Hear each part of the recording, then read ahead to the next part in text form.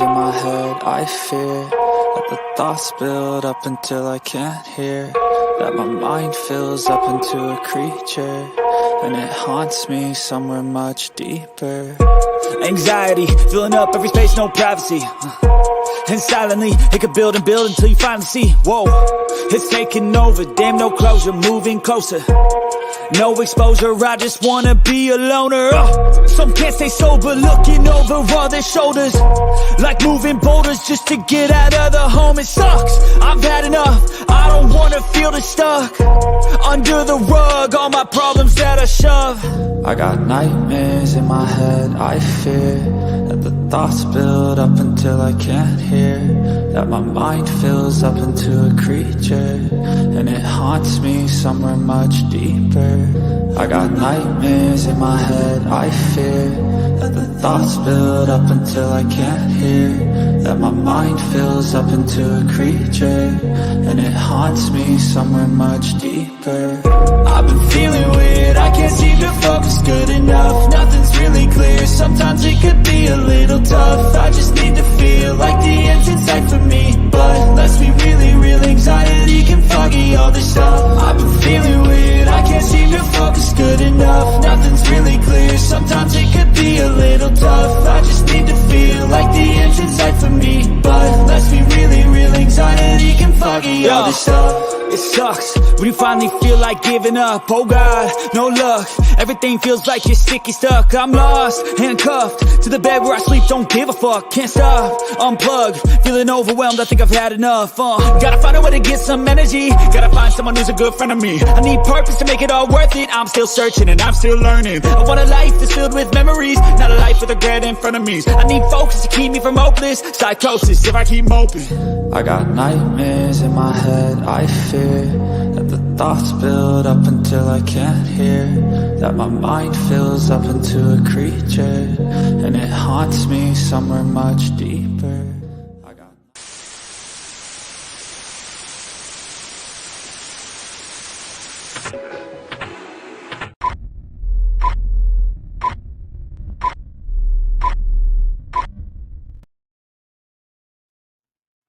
Hello, everyone. I hope you're doing well and have a wonderful night. I don't know if Hey. he's here. You here? Yeah, I'm here, but signal is like really bad because we're having a storm. Uh-oh. Okay. Well, we can try and see if you drop. We'll pick up where we left off maybe later. Yeah. But everyone. Oh, go ahead. I'm still trying to get situated. Okay. I just wanted everyone to show, hey, that to respect all. Please respect. Never silent.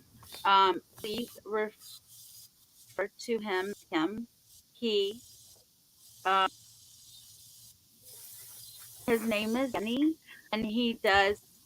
Uh, Danny, what all do you do? Domestic violence, racism, the LGBT There's, community.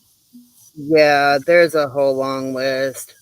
Mostly it's domestic violence, racism, LGBTQIA issues, bullies, police brutality, and then basically when I just hear somebody mentioning something in somebody's chat, I'll drop the theories about it.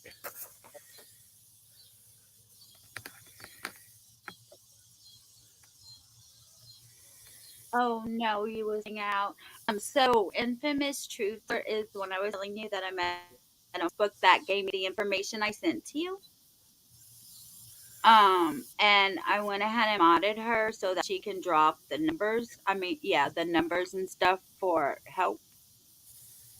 Yeah, that is awesome. The more links, the better. I have quite a few too, Oh, but they're on a document on the computer, and for some reason, I cannot comment here on StreamYard. do you see the chat? Yeah, I see the chat, but it's not giving me like an Okay. option to. to chat. Do you see where it says camera, mic, and all that? Yeah. Okay, well, there's an option up there, a chat. Hit chat, and the chat will come up. I'm not seeing an option. Like I have the chat. Okay, Like I can you're see under private chat. I can see private right, chat and and I click can over to the next one. yeah, comments. I'm on that. But the little bar that you normally type into, it's not Uh huh. here. Oh no, I wonder why.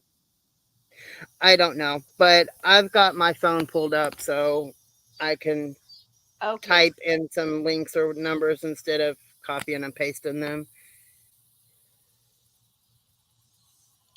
Um, Sherry says she dropped your link for you, and Thank you. infamous truth teller says Danny, use another device if you have another device, or you can go on desktop view. Um, And well, I've got my phone. It's in chat, but I don't okay, know. we can I just kind of select. roll with it, so I'm just gonna make do with what I got. Yep, Plain let's and go. simple. Please, everyone, please be kind and respectful in chat.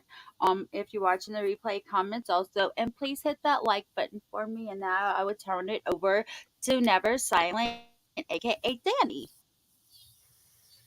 Okay. Well, normally I usually just jump in with the resources and stuff and get that out of the way.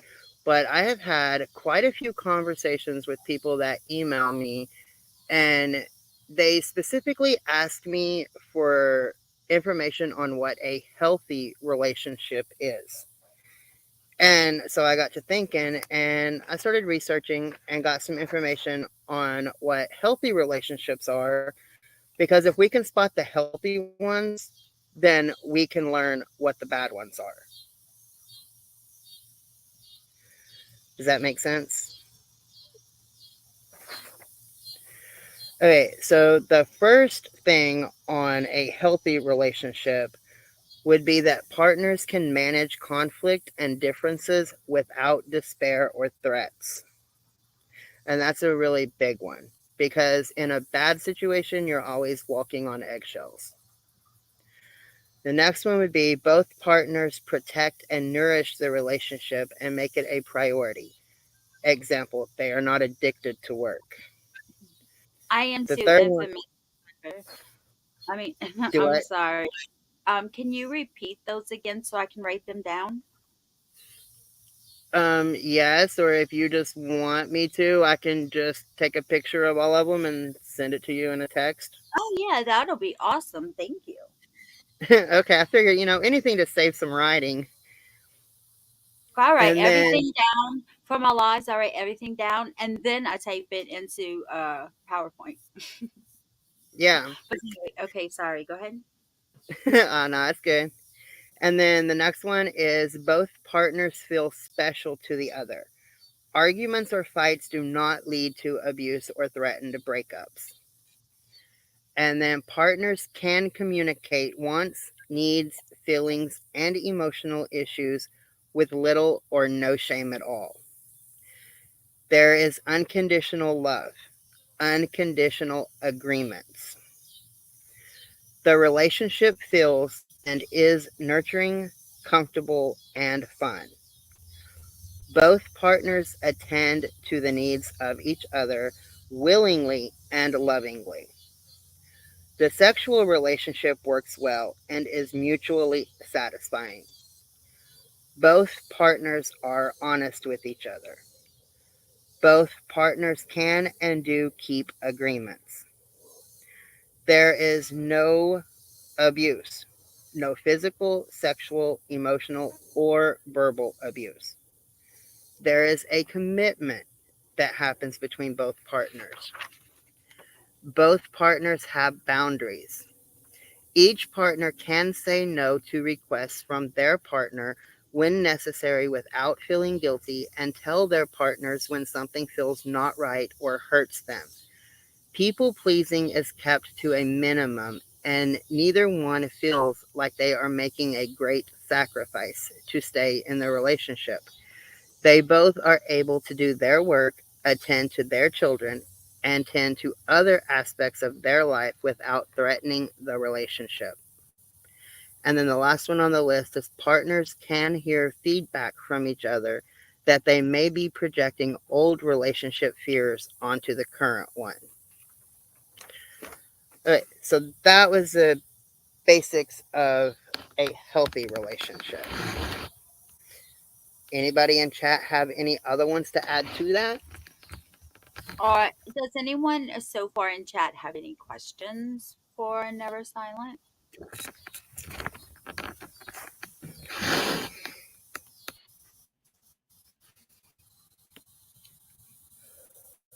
I guess if they do during, we'll just address it then. But maybe you can go on because I don't see anyone comment asking questions. I just want Yeah, to say we do have a few DV survivors here in the chat. I am one as well. Are you one as well, Danny? yes, I am. It seems to be very common, very, very common. Yes, and I also have a little bit of information here for later on about men surviving domestic situations as well. And I think, I'm not sure if I have it now. I may have to get that to you later to post on your community tab, but there's a couple of places that specifically help men leave the domestic situations. Since I've had the move, all my files are here and there. Yeah, I understand that. Um, Infamous Truth Teller is saying why I got beat. Literally, I got accused of everything, and I did nothing right. And he constantly accused me of lying when I knew damn one time I lied about doing it just so I didn't get beat. That's how bad it was. And I know someone in chat that is going through this kind of situation. I'm glad she's here and we can support her. I'm not going to call her out, but she knows who she is. Anyway, Now, so you said you had women, men, and children um, resources. I have women, men. I have like a page for LGBTQIA domestic violence. I don't know where the rest of my pages are for that. And then just basic resources, including international resources.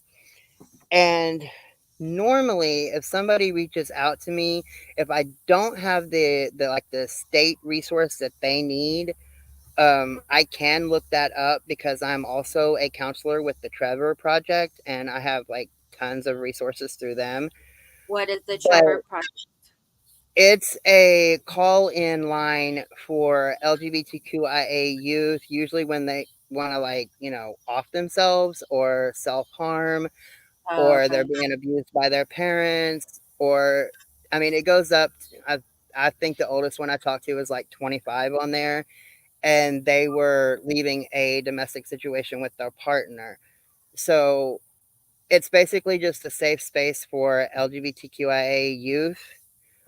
But the resources that I can get through there, a lot of the agencies actually help other people as well, just not through Trevor on their own.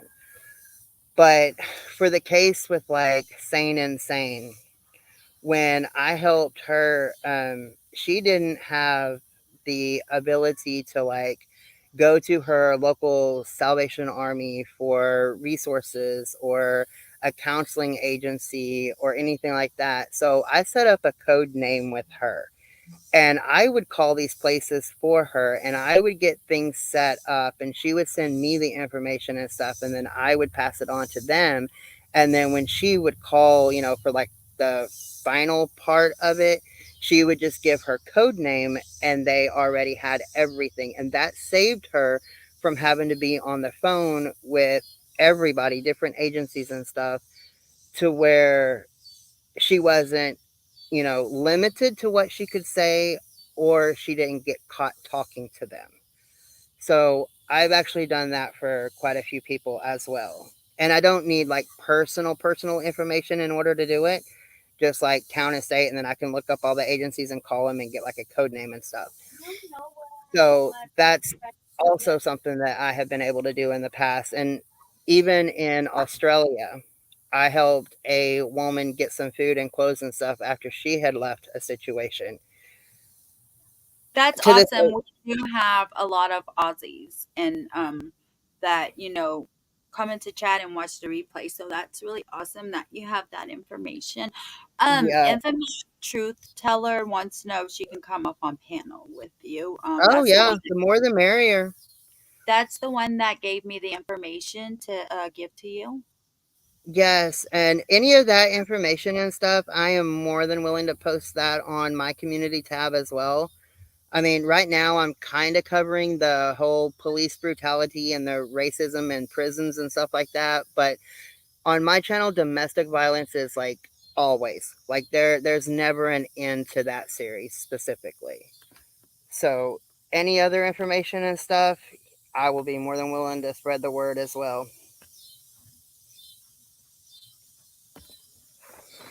I know that you did help people personally that you don't really know because most of them are on YouTube. People that you met that just needed help. And that's why I wanted you to come up here today to give them resources. And if anyone would you need your assistance to help them, then they'll have it, and then if they need be, they can contact you if they need help or whatever. Yes, I'm I'm always available to help anybody. You might have to drop my email because with me not being a mod, I can't get the email down. But I wanted to mod you. Hold on, type in the chat.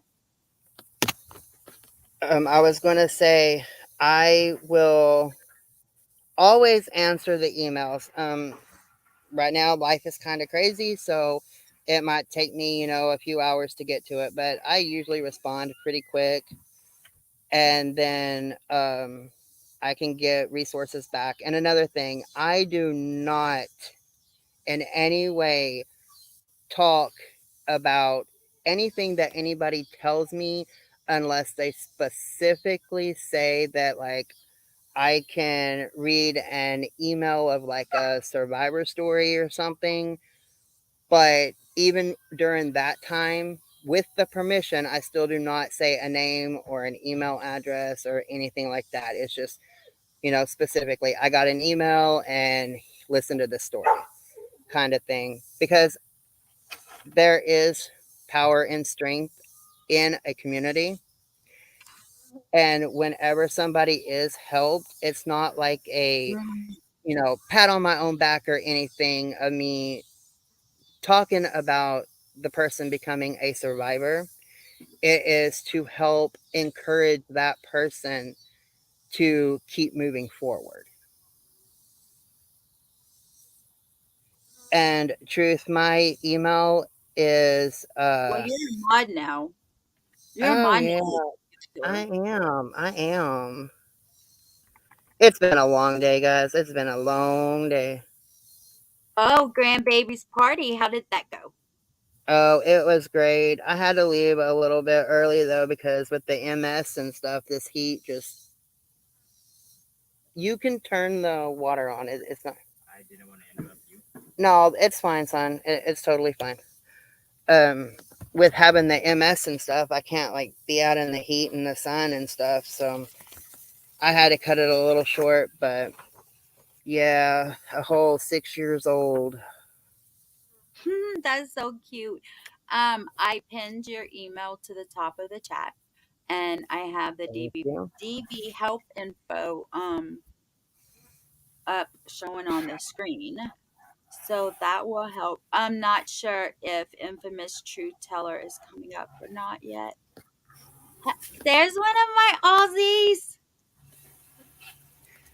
I don't know, but like I was saying, apart from the YouTube channel, and yes, my channel is super boring. Like I designed it specifically to be boring because I don't want somebody to come to my channel looking to hear information about domestic violence and then like a whole bunch of intro music and, you know, flashy lights and all this stuff, bringing attention to that person listening to it. I want them to be able to just, you know, listen to something and whatever I have posted, you know, like some random object or a tree or whatever. If their abuser walks behind them and sees that, you know, it's not gonna like bring suspicion or anything like that. So with my channel, there's never going to be any type of, I guess you could say, action behind it. It's all about the information. And that come that idea come from one of the stories that I had to read from my college classes. This woman, she had been in, I think she was like in Illinois or something like that, but she had been in a relationship for like 13 years and it was so horrific. And she reached out to somebody on Facebook for assistance. And when her abuser saw what group she was in, because she had it playing and he had come home from work early, like he literally offed her. At the first time she decided that it was time to reach out for help, and it was because well, the sister to the lady was telling the story, and it was just because of a lot of different things going on the screen that her abuser had saw. So after we did the study on that in college, I was like, nope, not gonna be me. I'm not going to be the cause for something like that. I But think or that go ahead. was I think that that was when I decided to join true crime. Um, because if he can hurt someone else really bad, oh, there she is. Hold on. Uh, and he already beats me very bad. Like he can kill me. He already made me unconscious for 2 days. So, and he tells me when he does. He told me when he would do it that he was gonna kill me. Like really? And I stayed though, but the last time was in February of last year. It was the last time I did drugs and it was the last time I was with him. He messaged me a couple of days ago on Facebook, hadn't heard from him since then. I said, I'm sober, I'm happy, I'm not getting beat on, and I'm losing weight. And I blocked him. Good for you. Good for you. There are The one, so many people that keep going back and they literally go mm, back years and years later. You yeah. know, years of no contact and then they just get drawn back in, and that is so sad when that happens. But it Hi, happens a Danny. lot. Hey, Just want to introduce myself. Um, I'm infamous, and I don't. I'm not trying to interrupt. I just wanted to introduce myself, and I'm very passionate about it. Like how you guys are talking about it and stuff, and so like how you said, like they'll as soon as they feel like they don't have control, and that's why they say the most dangerous part is actually trying, getting up and leaving, and that's why you got to have that safety plan as well.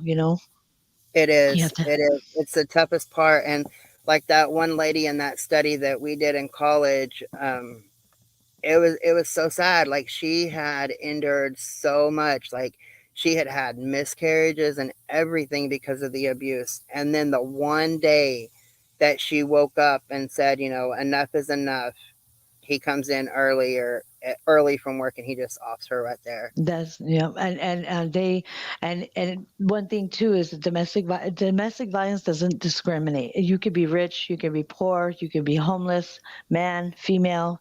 It doesn't discriminate on who you are. What kind of financial status. An abuser, they have certain characteristics that the one thing that I think that kind of gets me, and I make sure I try to correct people, and do it accordingly. I don't do it like to be aggressive, but when I hear I don't understand how a woman could stay with a man that beats her. And I hear it so much, and because I've been through it, and it takes a woman they said statistically 7 to 8 times to leave and come back, because what they do is they make you feel codependent. And then see what the thing is, and I said, but see that they don't walk up to you and say, hey, I'm so and so, I'm gonna beat you in 3 months, I'm gonna take you away from everybody, I'm gonna pull you away from everybody. They make you feel safe in the beginning.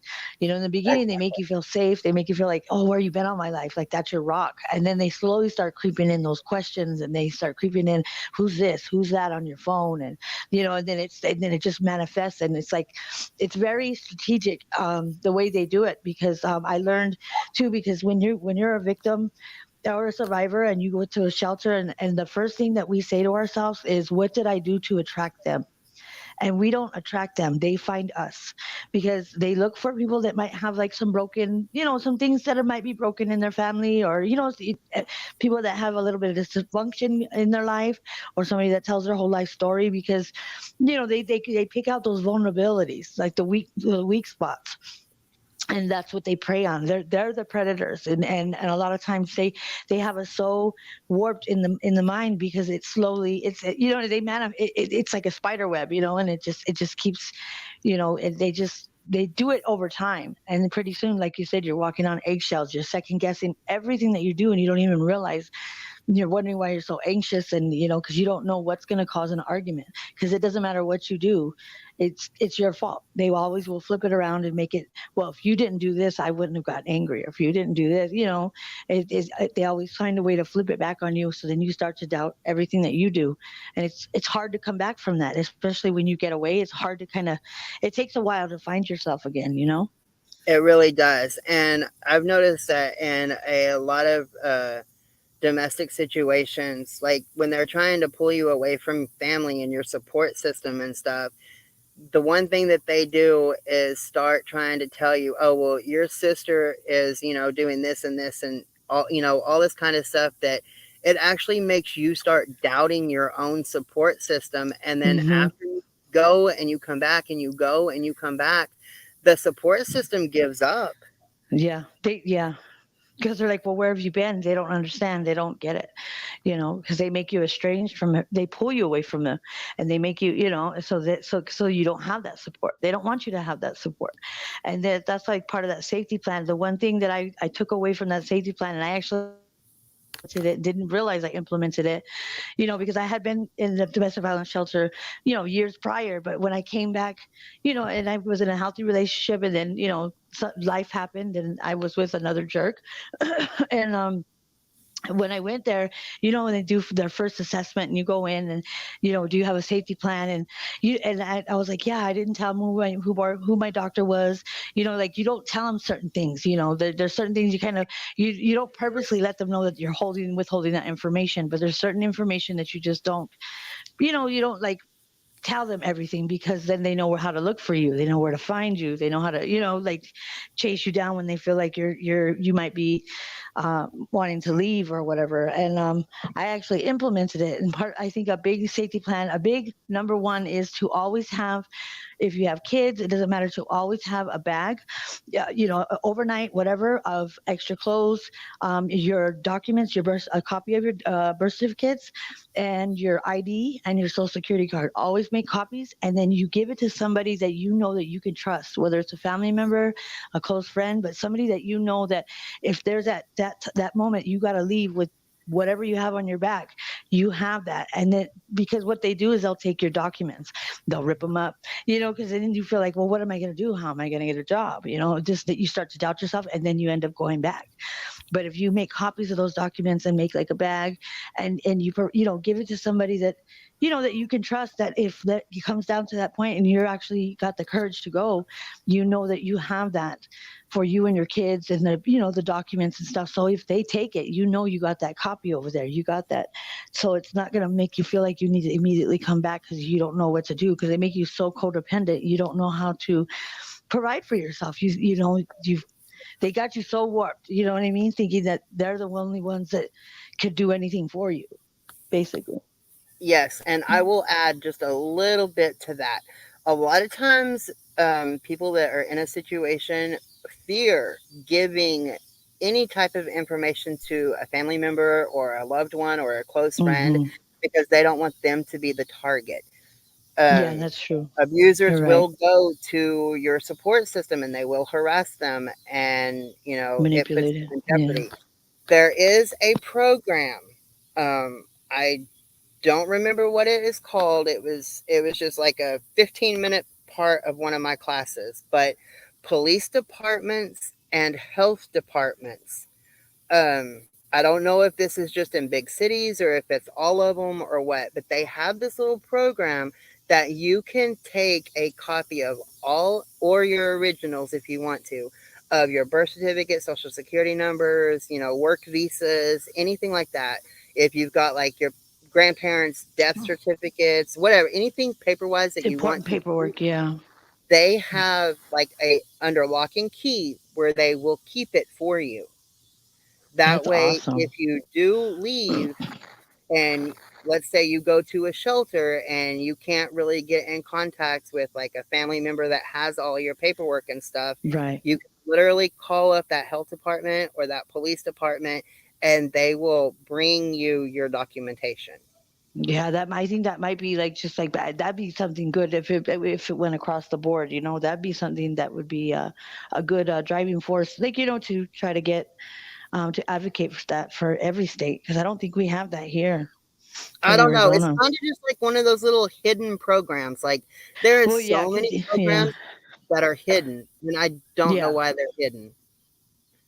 because well, yeah, yeah, because it I all it mean, has to do with all that, where the government funding's going and stuff like that. And you got to have the right people in the right positions that are really passionate about things like that. That kind of bring it to your attention. Because sometimes a lot of people that are in those fields are passionate, but sometimes you get there's some breaks in the system sometimes.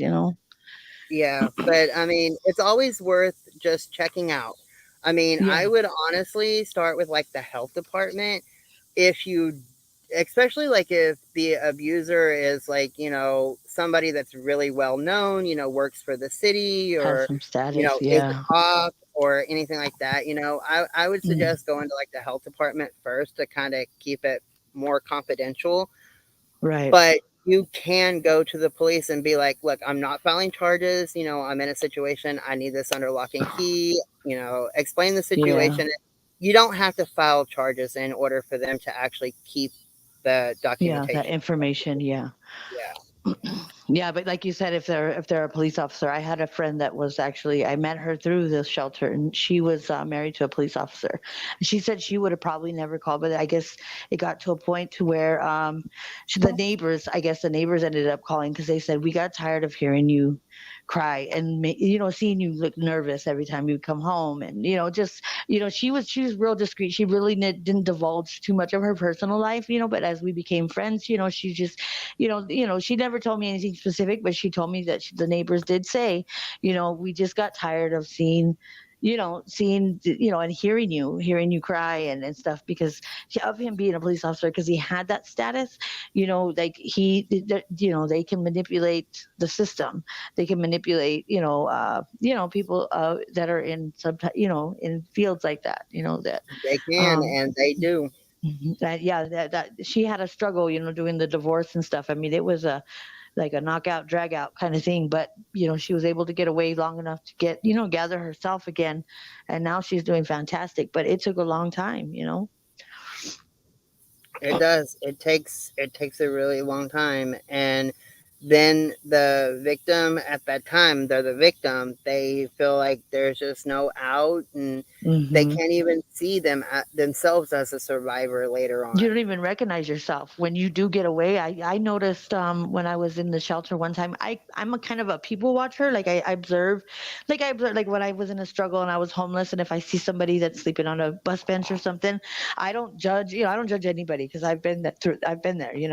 But it's a reminder to me of where I don't want to be again because I remember that feeling, and like you said, oh, I've lost it. I lost where I was going with that, but but it's very hard to get away, and finding yourself, because when you get away, I noticed that they have like a smoking area where you can go smoke cigarettes and stuff, and that's kind of where people would commune. And when you're in the shelter for a certain period of time, and you're not brand new anymore, you kind of started to discover who you are again and feel a little more confident. But when you initially get there, I noticed a lot of the women, um, I was like, wow, because some women are like, well, how come they're not this and they're not that? And they would get mad at the staff, and, they would kind of be complaining like when they were kind of brand new. Some women would come more aggressive, I guess you would say, or assertive, and I noticed that and you can't confront when you're in those shelters, you can't, have any kind of confrontation. You need to go to staff so they can, help mediate a situation, because we don't know what the other one has gone through. We've all been through some type of domestic violence. It might be where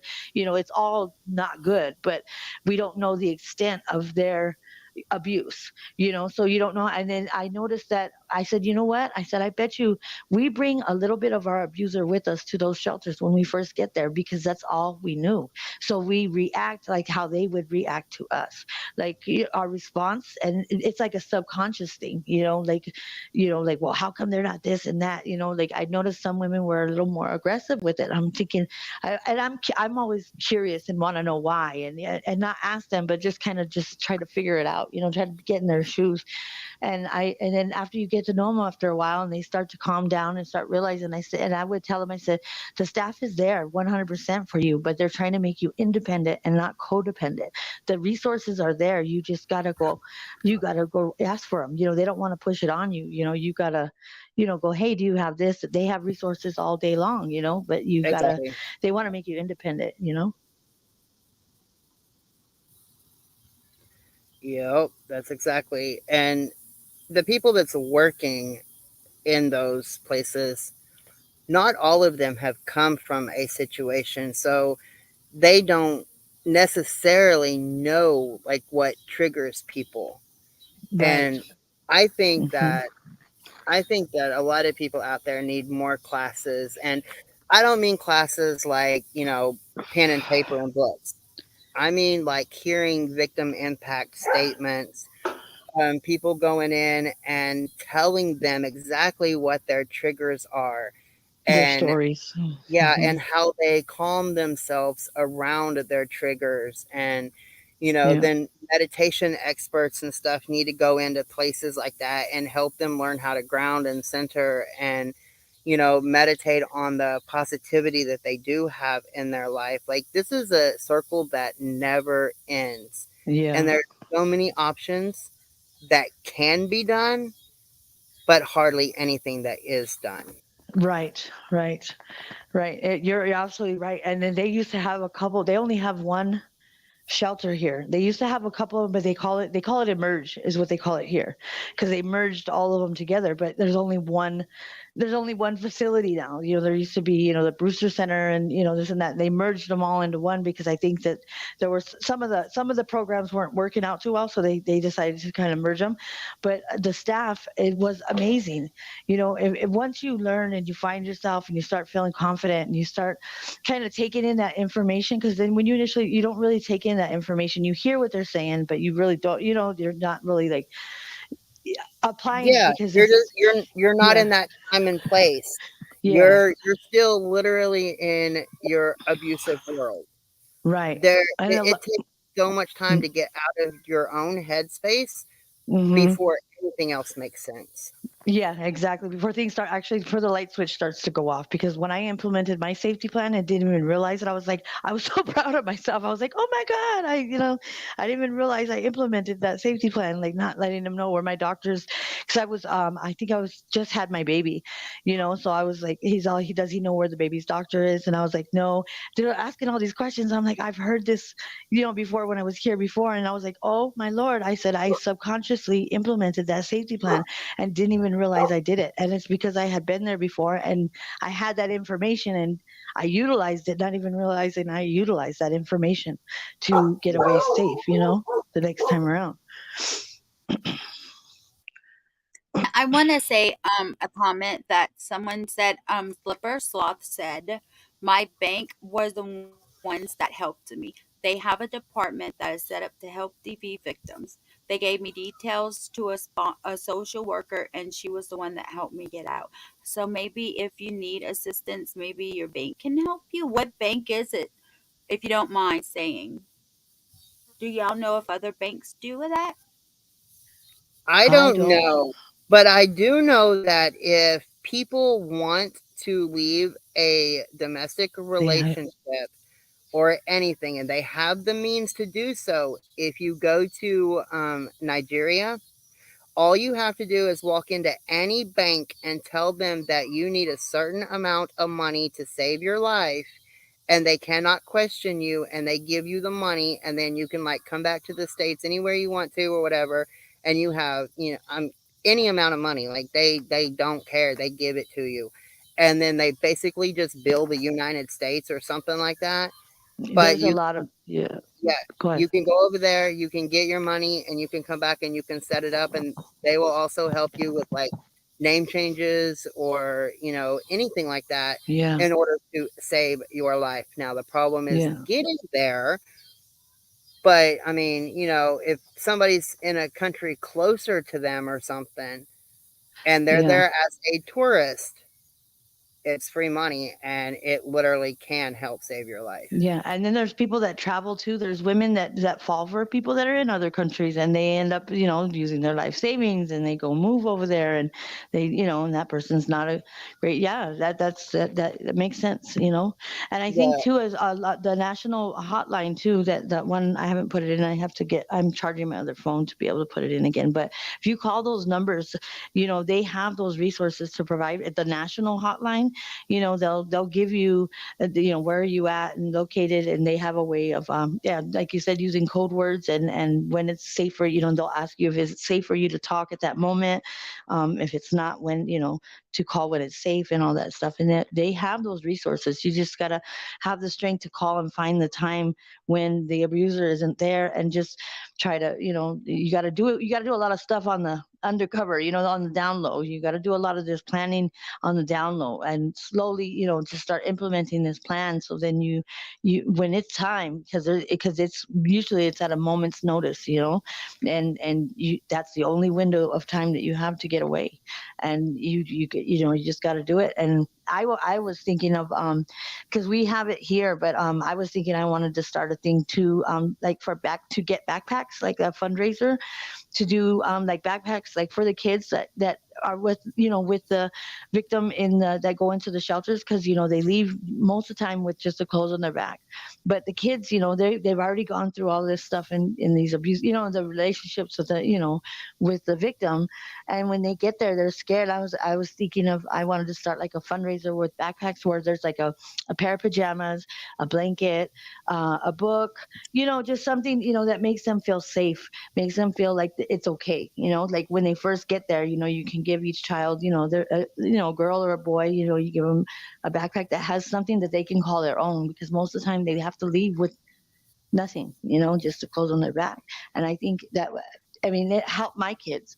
They felt like, they were over the moon when they got that backpack, because they had something that they can call theirs, and they, just something that made them feel a little more comfort. Can I tell you my story? And I want you to tell me if this is right to do. So I had an apartment here in Tucson in 2019 when me and my ex were here. And I had to leave. I had to get out, right? So while he was at work, I called my aunt to come get me, and I packed my clothes and stuff, and I left, locked the door, and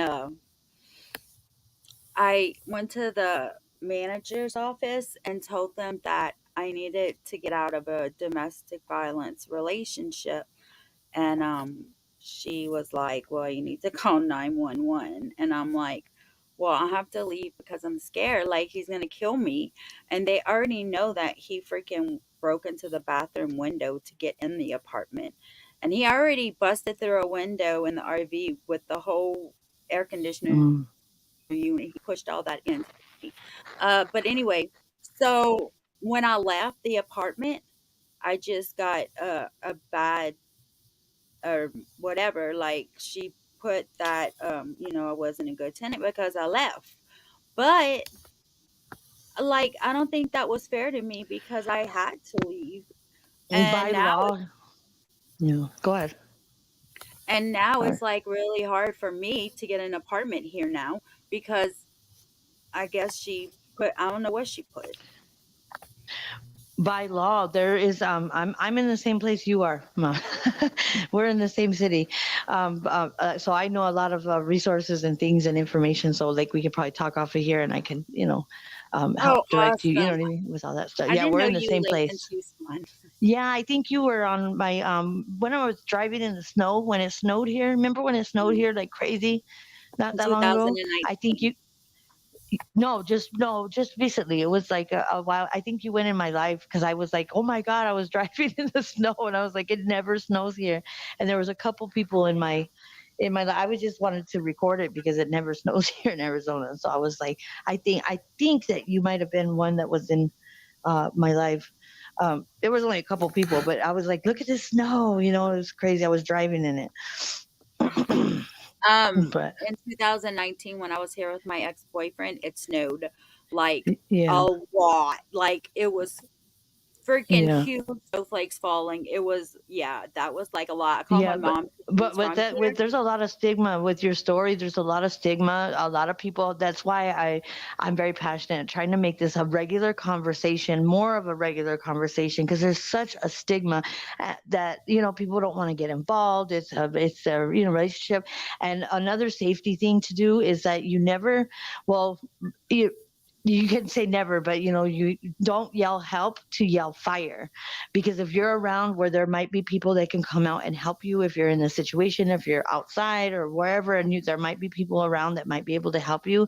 A lot of times people, there's just such a stigma, and it's just it stinks. I mean, it just stinks all the way, but they say yell fire because people will come out to find out where the fire is.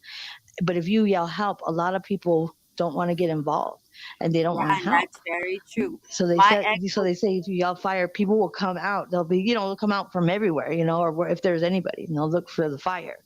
So then hopefully it might help diffuse whatever might be going on at that moment. That's true. He would punch me and stuff in public and nobody cared. Like they don't want to get Yeah, involved with it. And we were back yeah, when we were back home in South Louisiana, like I was literally beat and then pushed out of the car. And yeah. and there was a truck at the stop sign and I went to it to ask them to call the cops and they And they just passed by. off. Drove off. Yeah, Yeah. people don't want to get involved. It's crazy. And that's why that's one of my real, like, my driving force, my intrinsic motivation when it comes to awareness is because I want my ultimate, like, long term, where I see, at the end, is I want it to trickle down to where it's such a regular conversation that it trickles down to the youngsters, the young kids, that before you have kids with an abuse, before. So then hopefully this information can be such a regular conversation that maybe when they're in high school and they're with a boyfriend that might be controlling, or have some of those Yeah. red flags, they can identify it before it gets to the point to where you're invested and you have kids and you think that you need to stay because you have kids. And that's my ultimate, where my want is to drive it to where it'll trickle down to where it's such a regular conversation. People need to talk about it. It's that and that trafficking stuff that people don't ever want to talk about it. They want to leave it in the shadows, and you can't leave it in the shadows. You got to talk about it, because it has to become more of a normal conversation, and get rid of those stigmas, or attempt to, and if more people are willing to do that and they feel like they're supported, I think that, I mean, it is a possibility to hopefully maybe we can prevent, before you have children with an abuser and stuff like that. Maybe I'm hope that's where my want and my goal is to maybe try to make a dent in the younger generation to where they can identify it before it gets to that point. Yeah, I also have tips for the youth to prevent gender based violence and inequality. There's like a lot of things that they can do within their schools. and also just to like when they witness their friends' relationships and stuff, like to not be afraid to be like, hey, that person isn't treating you right. You know, the whole silence is violence kind of thing. To speak up, to not feel like they can't report it to a principal or, you know, a superintendent or a teacher or even the lunch lady. Um, I think I've done a video in the past with all of these tips and stuff that I have for that. But Yeah, reaching the they younger generation is very important. I think that's key to help maybe, the percentage rate of, of what's going on, because it is crazy. And I think that, some of those things should be talked about. And there's so much of the politics in schools right now. I don't even want to go. I'm not even going to go there. You know what I mean? But, so much misinformation, disinformation. But I think that would be key too, to just make that part of just like a little learning, like, learning module or something, just to just make sure that like, how you have home ec, or you have, a certain elective class, that everybody would be, just have that required, whatever Exactly. hour or two to get that information in, so they have that information to, to go to, Exactly. And refer a to. lot of schools have even taken out home ec now. They they don't even teach the kids how to cook or sew or anything like They they did, used to. yeah, they Basic did living that when skills. I was Yeah. in high school. Yeah, they don't do it anymore. They because there's the funding. A lot of it they say it's the funding, and so what they're doing is they're knocking out these electives, and I'm like, you can't even play touch football anymore in some of these schools because it's too much contact. And I'm like, what, what are the kids gonna do? They have to. It's our natural. It's as human beings, we have to be social. We have to learn how to interact with other people, and I just think that those things are basic living skills. So a lot of the kids you don't know what their home life is. You don't know what they're going through, what they're experiencing, what their family life is like, and I actually I was a foster kid till I was 18. I wasn't a foster, well, I was in the system till I was 18. But, and once you get hit 18 and you come out that system, you're like, they don't drop you. They're not rude, but basically there's nothing after that. You don't know how to, like be an adult, or, you gotta kind of, it's like winging it. You gotta figure it out on your own, and it's trial and error. And sometimes it's, you'll catch charges, or you'll get involved, with the wrong, because you don't have any more direction. Once you turn 18 out the system, that's it. They don't have any more responsibility towards you. And it's hard when you're young and you're trying to figure out life, and you already had a struggle prior to that. So I think that there's a lot of breaks in the system. I think that I wish I could multiply myself 50 times over, and be able to, be that break, like fix that break in these systems, because there's a lot of people that I think that they're not passionate about their, where they are in, whether it's counseling or behavioral health. And a lot of there's a little high turnover rate in regards to, like, if you're trying to reach out and talk about your trauma, or you're trying to talk, and then all of a sudden they go back to college, and then they don't make you aware of, the switch or the change, or they're not there no more. They tell you, like, right when you go to your appointment, and then it's already hard enough to be able to talk about your trauma. Then you have to, it's like, if you feel like you have to retell your story and you don't feel safe. That's me personally. That's how I am. I'm just like, it makes me want to, pull back, because I'm just like, well, what's the point? If you don't feel like some people even really are there for the reasons that you need them to be there. Exactly. And the system fails in so many different ways. Like, and everything that we try to achieve now, we still have the base of, or the foundation of things Hmm. that failed in the past. Like, we Right. already know this failed. So why are we using this as Still a doing it. foundation Yeah. to build on when we know how to correct it and we know what can be No done? revision. Yeah. Yeah, but there's this foundation that's already set that so many people follow. And I mean, this is the video I'm going to post later on my channel. It's about race in prisons, and it actually talks about how whenever we start building something new, we build it from something that's already failed. And Yeah.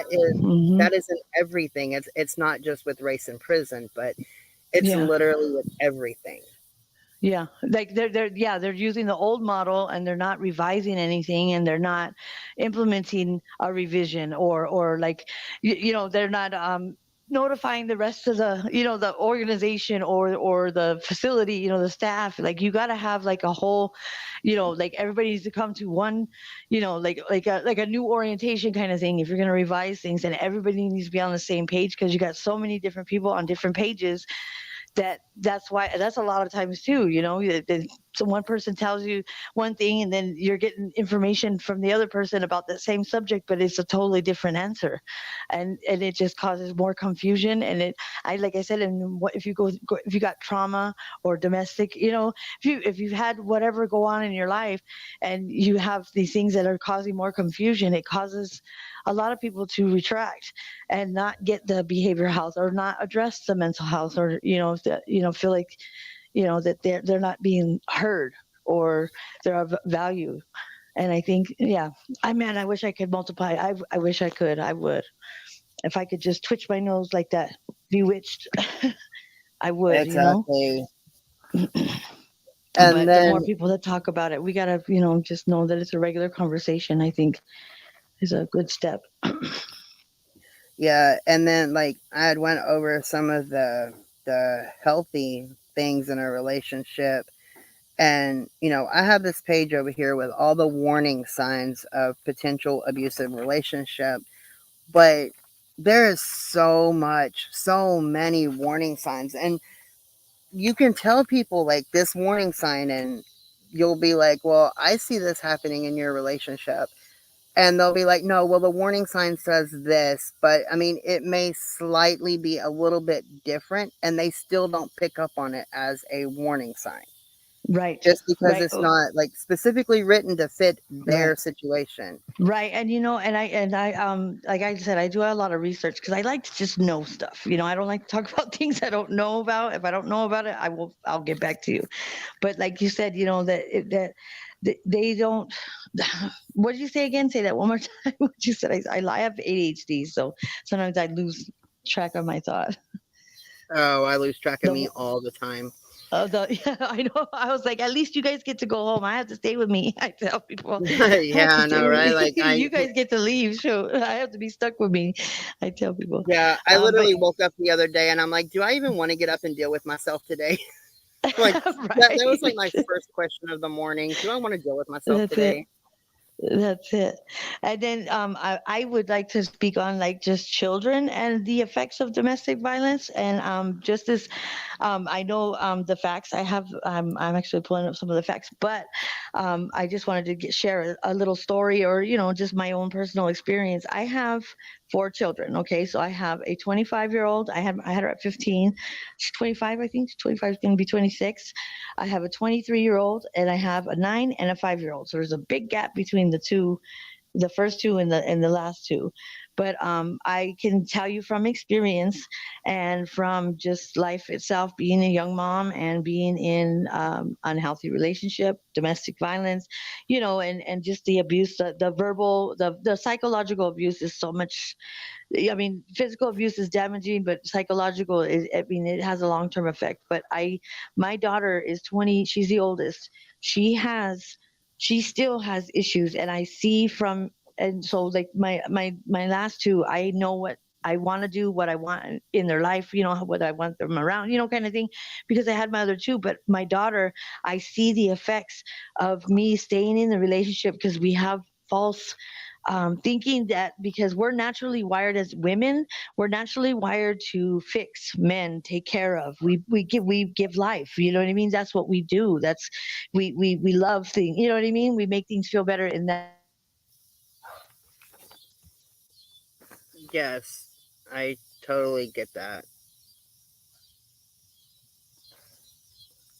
Did she? I don't know. You're gone, infamous. Hey, Oh, Janelle. like Thank you for being here.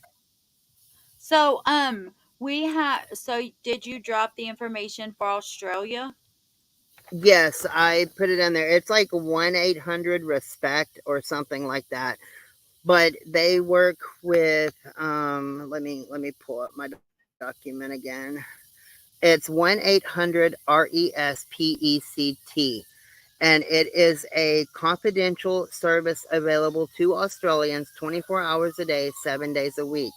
They provide support for people experiencing or at risk of experiencing sexual assault, domestic or family violence, their friends and family and workers, and professional supporting someone experiencing or at risk of experience any of the above. And they have like a lot of different resources that they can give you through them. Janelle's in Australia and she said yes, 1-800 respect. Yes. I personally have not like used their services. Like I have not contacted them for anyone, but I have heard other people say that they get like super good care through them. Well, I'm still worried. I'm still mad about the apartment. It's not fair. It's not fair. It's just something that's going to have to be overcome. Like there's many things that you can do to overcome that situation by working on a variety of different things, but you will eventually achieve that goal, and then you can look back and be like, fucker, I won. Like straight up. Like Well, it's yeah, just first I gotta get that apartment thing straight so I can rent a freaking apartment. you know, domestic violence and stuff, it takes years and years even after you have left and you got everything stable in your life, and then just all of a sudden, boom, there's one thing that takes you back. And it's a power struggle, with yourself. You got to do something to overcome it. And which, I mean, I know you have like an amazing support system with like all of us here and everything. But some things, it's just, it feels like it's a setback, but it may actually be something that is working in your favor. Like something better may come along, or, if you did get into that apartment, something might happen. Um, you never know what the universe is trying to put into your path. And when one door does not open all the way, it might actually be safer to look for another door. So, I mean, All that I need is for that apartment complex to stop saying whatever I did because I left to save my life. And it is not fair to me that they put whatever the fuck they put so that I can get another apartment here because it was here. And it's not fair to me. I want the apartment complex off of my stuff. It's not fair, period. there Sorry. might be. Have you ever tried to do like a petition or something? I don't know You what to. might be able to set a new standard for other people that's going through that same thing. Maybe maybe we should just start you up a petition or something and have like all these signatures of domestic violence survivors and stuff, and like the comment section of why they are signing the petition. you know I don't know. It might be something that you could use to bring attention to this happening to other people as well. Well, who would I have to contact for that? You can usually just start up a petition. I think there's like petition.org or something like that. I don't know. Basically, you just write out your statement. And it would actually be kind of therapeutic for you as well, because you could put your history of domestic violence and that you have now become a survivor, and that this is the one thing that is keeping you put into your domestic situation even years after you have left. You're going through the emotional issues related to it. Um, just I don't know. I can help you like word it. Like I okay. So like for the police thing that because I'm not only doing human services and case management in college now, I'm also doing criminal justice.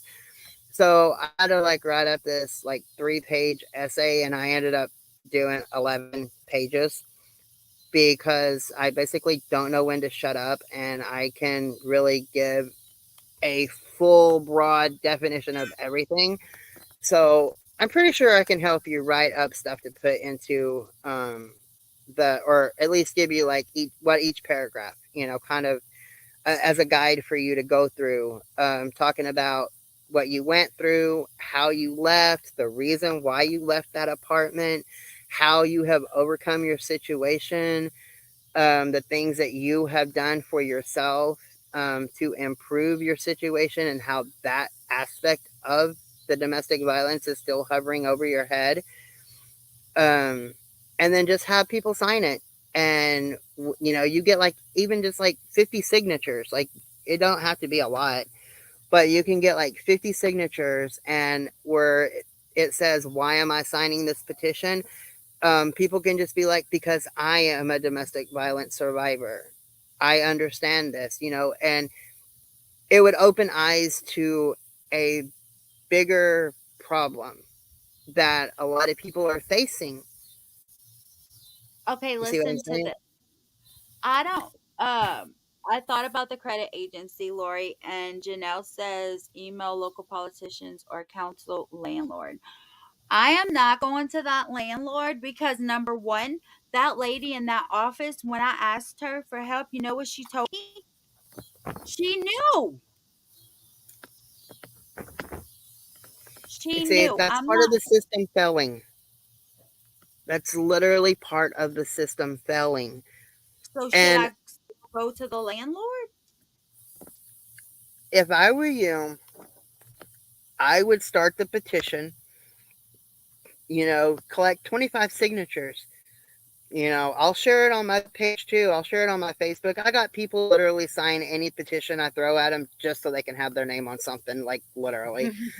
Um, we can get you some signatures on it, and then that can be your foundation.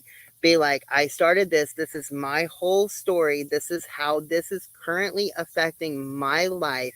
Y'all are abusing me when I am now a survivor. You are keeping me in the victim mode because of That's this. right. And I That's right. have these people that stand with me.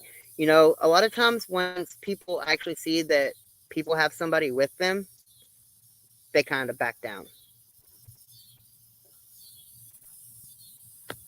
Yeah, Janelle. Yeah, that's why I wanted to put all of this out. But it's just hard, you guys, because like my mom can't get an apartment if she puts me on there for my income.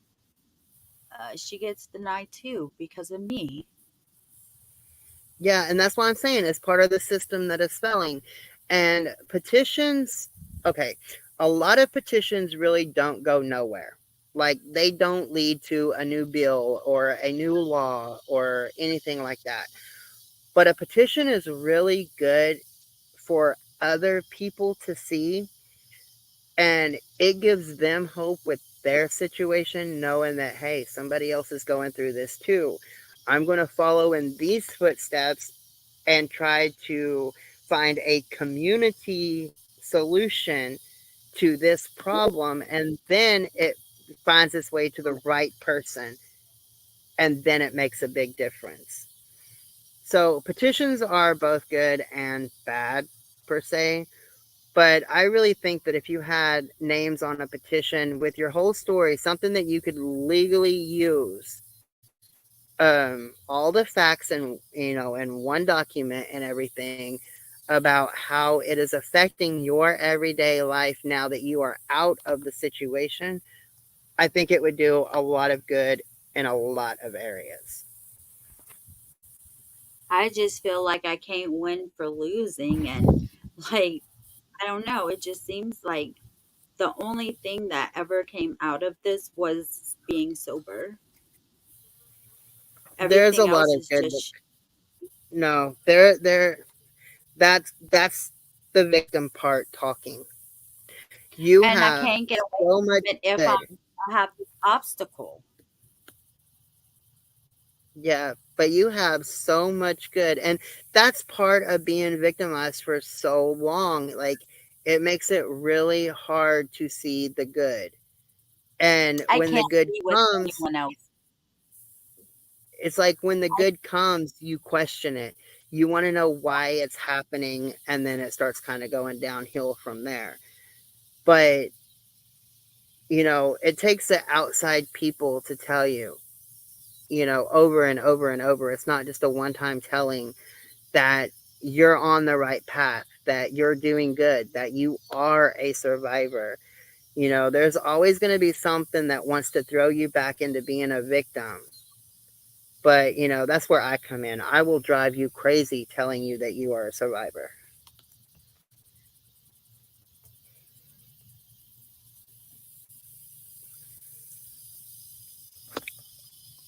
I don't know. I told her that I was flying back to Louisiana to get away from him because he's a stalker and breaks into. Oh, okay, Infinite Schiller.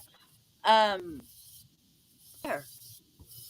So what was I supposed to do? Stay in a party he's already broken into? Mm. So if I do this petition, who do I turn it into? Um, Turn it in, make copies of it, of course. When you go to download it and print it, make different copies of it. Turn it into the landlord. Turn it into any apartment complex that you apply for. Um, Turn it into like the DHS office or something, and see if they have any programs that would help you with like paying deposits or whatever. But whenever, and not necessarily that they will help you or that they have a program to help you, but that's just giving you another place to turn in your petition. Like, any place you can find a homeless shelter, a domestic violence shelter, Salvation Army, anywhere that you can go like that you can just hand them a copy of your petition, it brings awareness to it and it puts it out there. And then when you go and you do like an application for the apartment, after you turn that in to like that landlord or whatever, I would wait like about 3 weeks, and then I would do another application to that apartment complex, but I would attach that same petition to the back of it and submit that with the application. And then if you get denied, you can find a lawyer that would take the case pro bono, or not charge you anything until you win like the money or whatever. And once they figure out that a lawyer is involved, their high class standards and everything seem to always go down. And I actually had posted a link on how to find a domestic violence lawyer. I will post that again now. They would probably be able to help you with getting stuff from past abuse and stuff like that off of your record. Okay, so I have a question. Mm-hmm. So the Haven back home in Louisiana helped me get a restraining order against him, and then they gave me this lawyer lady, and so I went to court with her, and I couldn't find out where he was or anything. So the judge said, come back in a week or two, I don't remember, and see if you can locate him. So this lawyer person was like, oh, his Facebook says he's here. And I said, yeah, his Facebook will say he's in China or whatever because he doesn't want to be found. He's hiding from the law. And, he has warrants or whatever. But I forgot where it was. When we was in Louisiana, I don't remember. What were we talking about? When you was in Louisiana, you had a lawyer lady that went to court Yes. with you or Okay. whatever, but he was hiding. Yes. So this lawyer just thinks that she's going to find him, right? So she tells me that I don't have to go to the next court date because she's just going to tell the judge that we can't find him. So she went to the court date, and then lo and behold, I get a bill from the courthouse for getting rid of the restraining order. What the F? So now I have to pay $600 to Louisiana because this. No, you can get a waiver. I'll have to find it. Probably in storage, but I have a link. It's like a national service, something or another, that they help people pay for court costs and stuff like protective orders or child custody cases, stuff like that. When it is leaving a horrific situation, because the court, all they want is their money. And this organization, I can't even think of the damn name right now, but they go through and they get like a waiver of those fees and stuff for the people. I will try to go to storage maybe tomorrow, maybe next weekend, depending on my work schedule, and I'll send you that information if I can find it. I'm helping my son tie his shoes. He's gonna go outside and play. So just give me a second. Okay, well, while you're tying them shoes, the list of the warning signs of potential abusive relationships, the ones that I have written down here, and like I said, there's so many more, they cannot all be written down. But are they extremely jealous and possessive? They won't let you have friends, checks up on you, won't accept breaking up. Are they violent or from a violent family? Do they have a history of fighting, losing their temper quickly, brag about mistreating others? Do they grab, push, shove, or hit you? Are they controlling by trying to be bossy, giving orders, making all the decisions, not taking your opinion seriously? Are they scared of disagreements, or are you scared of disagreements with them? Do they threaten you or use or own weapons? Have they threatened you before? Have they ever degraded you or tried to lower your self-worth, such as putting you down in front of friends and telling you that you would be nothing without them? Do they pressure you for sex, or are they forceful or scary about sex? Do they get too serious about relationships too fast? Do they abuse drugs or alcohol and pressure you to take them? Do they have a history of failed relationships? Do they blame the other person for all of those problems? Do they make your family and friends uneasy and concerned for your safety? Do they use derogatory and sexist language when talking about you or other women? If you have answered yes to any of these questions, you could be the victim of a relationship or dating abuse. Abuse isn't just hitting. It is yelling, threatening, name-calling, saying, "I'll off myself if you leave me," obsessive phone calls, and extreme possessiveness. So there is that list. And like I said, there's so much more.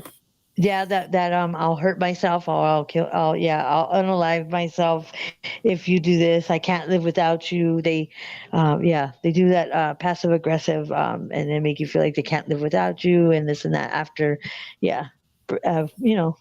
belittling you and breaking you down and telling you you ain't nothing.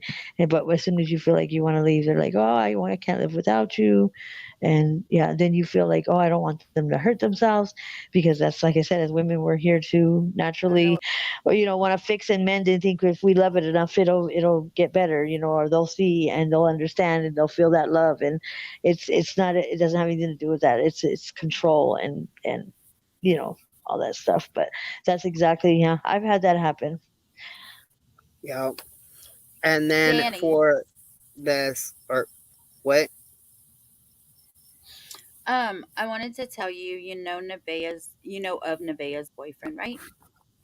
Yeah, So, um, I find he's controlling. He tells her when to shower, when she can eat, and she stays on the phone 24/7 with him on video chat.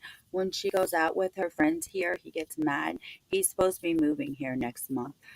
I pray he doesn't. However, I don't like this because she likes it because he sends her stuff. Their anniversary was 2 days ago. She got like 12 dozen roses. damn. Mm, that's what And they Yeah, a do he's balloon. too. he's buying. He Yep. is buying the permission to abuse her. Yeah. Uh-huh. Because he Exactly. says, "Oh, I'm gonna hurt my if we can't be together." And I told you, I said, "No, I'm the same way. I hurt to know I hurt someone." So I said, "Yeah, hey about your if someone else wants to do something to themselves, don't I mean them. You can't change. What's that? Cool thing. Change that. So I don't know." And And she it see, told me but the you know, other I day noticed too is that you gotta the more you push and not let them like you. It's like you have to be like it's almost like with kid gloves. You kind of have to when you're trying to help somebody else, like you have to be very delicate at how I guess the messages come across because we're so adamant, especially we've gone through it. We want to help and you know, but for some reason it seems to have the opposite effect for people that might not quite get it yet or quite understand it, I guess you could say. Does that make sense? Exactly. And the more Mhm. you tell them that they are in a bad situation, the more they want to pull away from you because they don't want to hear it. They don't want to believe that they are. Hmm. Yeah. We've all been, I know Basically I've just been there. Hmm. But yeah, I I'll talk basically to just you. asked her. I'll talk to you about him. We can text about that in a little bit because I do know that he is transitioning and stuff, and so like that Mm, brings up like a lot of questions because I'm not saying that it's not abuse. Like, don't, I know my words don't come out right all the time. The way you have said it, yes, it is total abuse. But I also think that there might be some things going on in his life that makes him feel like he has to be that way, like he doesn't want to be left, like, and he's going about it the wrong way because he's pretty young too, right? 19. Yeah, Yeah, and a see, lot of that's too still a really lot of young. times these young men they have actually a program here in Tucson for it's called Boys to Men, and it's to try to help the young men become, you know, the young boy, you know, when they're young, become men and be okay with who they are or what they're feeling. And it's, you know, like instead of being with a stigma that, you know, whatever they grew up with, like don't cry like a girl or, you know, I've whatever done the case may videos about be. that too. Yeah, yeah, and to support them in their in where they are and what emotions, you know, that all that stuff is okay. And there's a stigma with men, like you said too. There's, you know, they don't know any. You only know what you know until unless you see different. You know, you only know what you know until Exactly. you see different. You know. And also with him transitioning, and no, I am not saying that transitioning gives anybody an excuse to be an asshole. Like that's not where this is going. But he is also trying to figure out who he is and trying to get that acceptance. So it's And kind of bleeding into the relationship yeah, kind of yeah, I aspects. was Yeah. gonna say it's kind of like one aspect moving into another one, and it is creating so much turmoil. Like I don't have the words to like Yeah. express it because I know it's going to sound It's like I'm trying to manifesting excuse into the behavior. something bigger than what it, you know, like you got to figure out who you are before, you know, like you pursue like to be, I understand what you're saying, like because it's going to Yeah, manifest into something way bigger and a bigger monster than what it could, you know, what it needs to be. But there's probably education because they're so young, you know. There's probably had nobody, you know, kind of put some words in their ear and let them see what they do with it, you know. They might not have that. Yes, you know, and or as have had far that. as like the transitioning and stuff goes, like he would have been raised with the whole stereotypes of, you need to sit down and cross your legs, basically. And now he is trying to branch out and be manly, and maybe the A role different models in his life wasn't is what. great. Yeah. So he's reenacting like how they say monkey see, monkey do, or your kids, they Exactly, follow what you because do. They're your he might be shadow. thinking, yeah, he might be thinking, well, this is what it means to be a man, the whole. That's the definition of I've what a got man videos looks about like. that too. Hmm. Hmm. It's just, I know with him, it's going to be like, I can see a different side to it, but that's not me excusing the abuse. Like, no. But you have to I, address that too. You can't address it all at once because it'll blow up into it's gonna blow up in everybody's face, and whatever yeah, he's I trying, like you think, said, transition. That's a whole nother category like that needs to be addressed kind of probably separately. Before. yeah, and I mean, he's old enough that he could probably, get on testosterone and stuff to grow the facial hair, and have the enlargement for the penis and stuff like that. And Oh, God. if And feel a little more secure with himself. yeah, and he may Mhm. actually be struggling with trying to find the resources or finding the doctor that will prescribe it. And then there's Mhm. a whole other thing. Some people that when they do start taking testosterone, they do get aggressive and they do get abusive. And, Mhm. it is a steroid, and You gotta. it affects Mhm. everybody differently. And you gotta address the underlining problems. I think too, like the psychological, whatever it might, if it might be childhood stuff or whatever before. Yeah, because if you don't address that and then you add to the factors, like you said, then they become more aggressive or whatever because you got to address the underlining issues, that might be personal that nobody needs to know but them, but that, yeah, that probably needs to be addressed. So then if you talk about it, I think the more you talk about it, the more you can process some of the information that might have happened when you were a kid or whatever might be affecting you now. Exactly. Like, I mean, it gets to be difficult because, like, I do see like all the sides. I don't just see a his side and a her side. Like, I literally see all the sides to pretty much everything that I deal with or that I try to help somebody with. And it's not me dismissing like the abuse or, Just looking at you the whole know, picture. yeah, it's just like, in order to curb the abuse, he's young. We need Hmm. to figure out what the main issue is, and maybe they could have a great relationship later. Hmm. But yes, from what you have said, I totally see that stuff as domestic violence, and she either needs to get away or he needs to get some help. Hmm. Or both. And he doesn't want help. And then That's why. people they trauma bond too, isn't it? Like trauma bonding almost too. Like if you go through something and somebody else goes through, that's how you bond. People bond like that too. That's why Yep. I thought that was the oddest word when I heard it, but it makes so much sense. When you've gone through a lot of trauma and somebody else, you think, oh, I can relate to them. They understand me. This and that. But eventually, the honeymoon stage kind of dissipates and then the real feelings and the real whatever is affecting you, you know, that maybe nobody knows about but it will And manifest into sometimes you don't something even else. know it. Yeah, exactly. Because Yeah, sometimes you're the one that don't even know it, but everybody else does. yeah, yeah, or they see it, yeah, and then too, also, when you go through trauma, your body, the human body, scientifically, is naturally wired to preserve itself for survival, right? So if you go through trauma, your brain will they almost like shut down. So that's why you get those locked away memories that don't get discovered until maybe later on in life, and you're like, whoa, all of a sudden you have this memory of whatever it might have been because it was so traumatic. It's like your brain will naturally try to preserve itself and like lock away sometimes memories or things that you don't recollect until later on in life or whatever.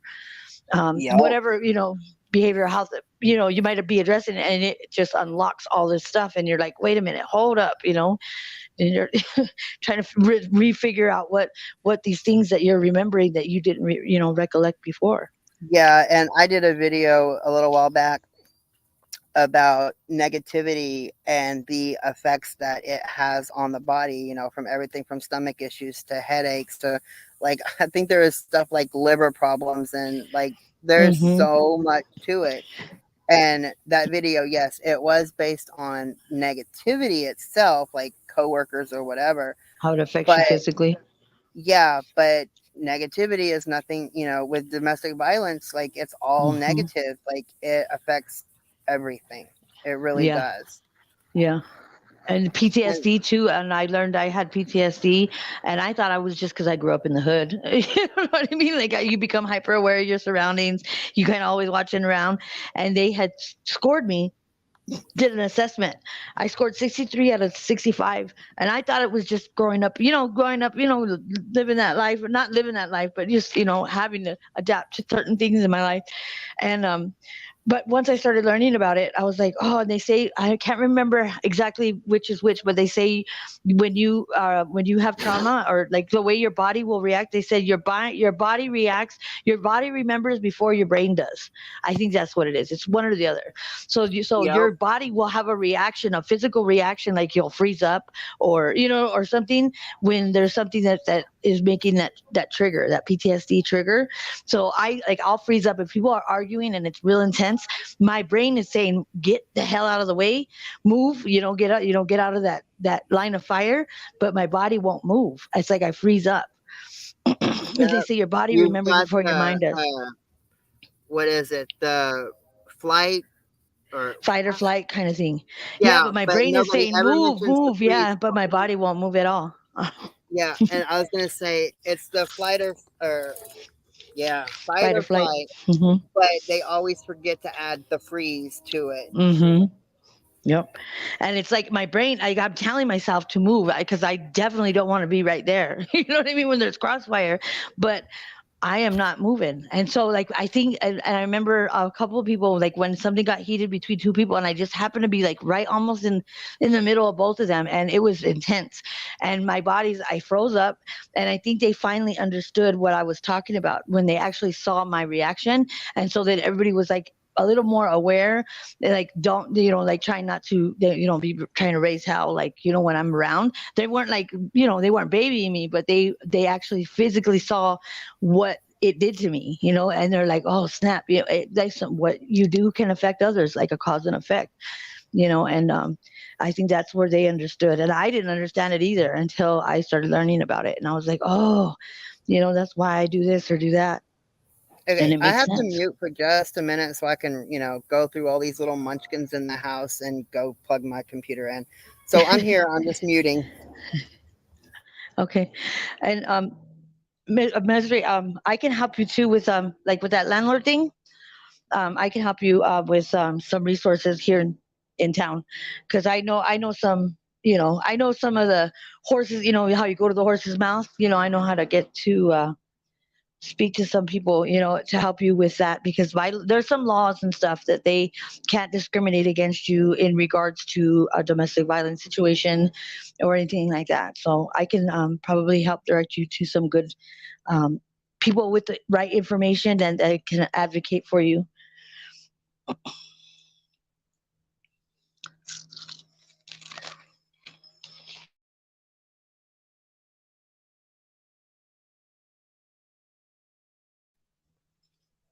Am I the only one here? I know she's going through the No, munchkin. Okay. well, Did you? I'm here. I No, come I back. know you're doing your thing. I didn't know if she heard me or not, because I know some resources that will help advocate for her. Because we're in the same city, and I've I been heard born and you. raised here. Yeah, I was I born. was I'm muted. born and raised. I'm a native of Tucson, so I'm born and raised here all my life. So I know, you know, the ups and downs, the ins and outs, and I know some pretty good. Like I get past the gate. I've gotten past the gatekeeper in several different, um, you know, facilities or agencies or whatever. So I know like the actual person to who you need to talk to instead of trying to get through the gatekeeper, like the secretary, and they're like, Mask is calling. I know those tricks and stuff too to get to the right person to, to Yeah, be gatekeepers are the heard. worst. Yeah. That would be You just got to know the tricks. awesome because it's Yeah. bothering me so much. Well, yeah, of course.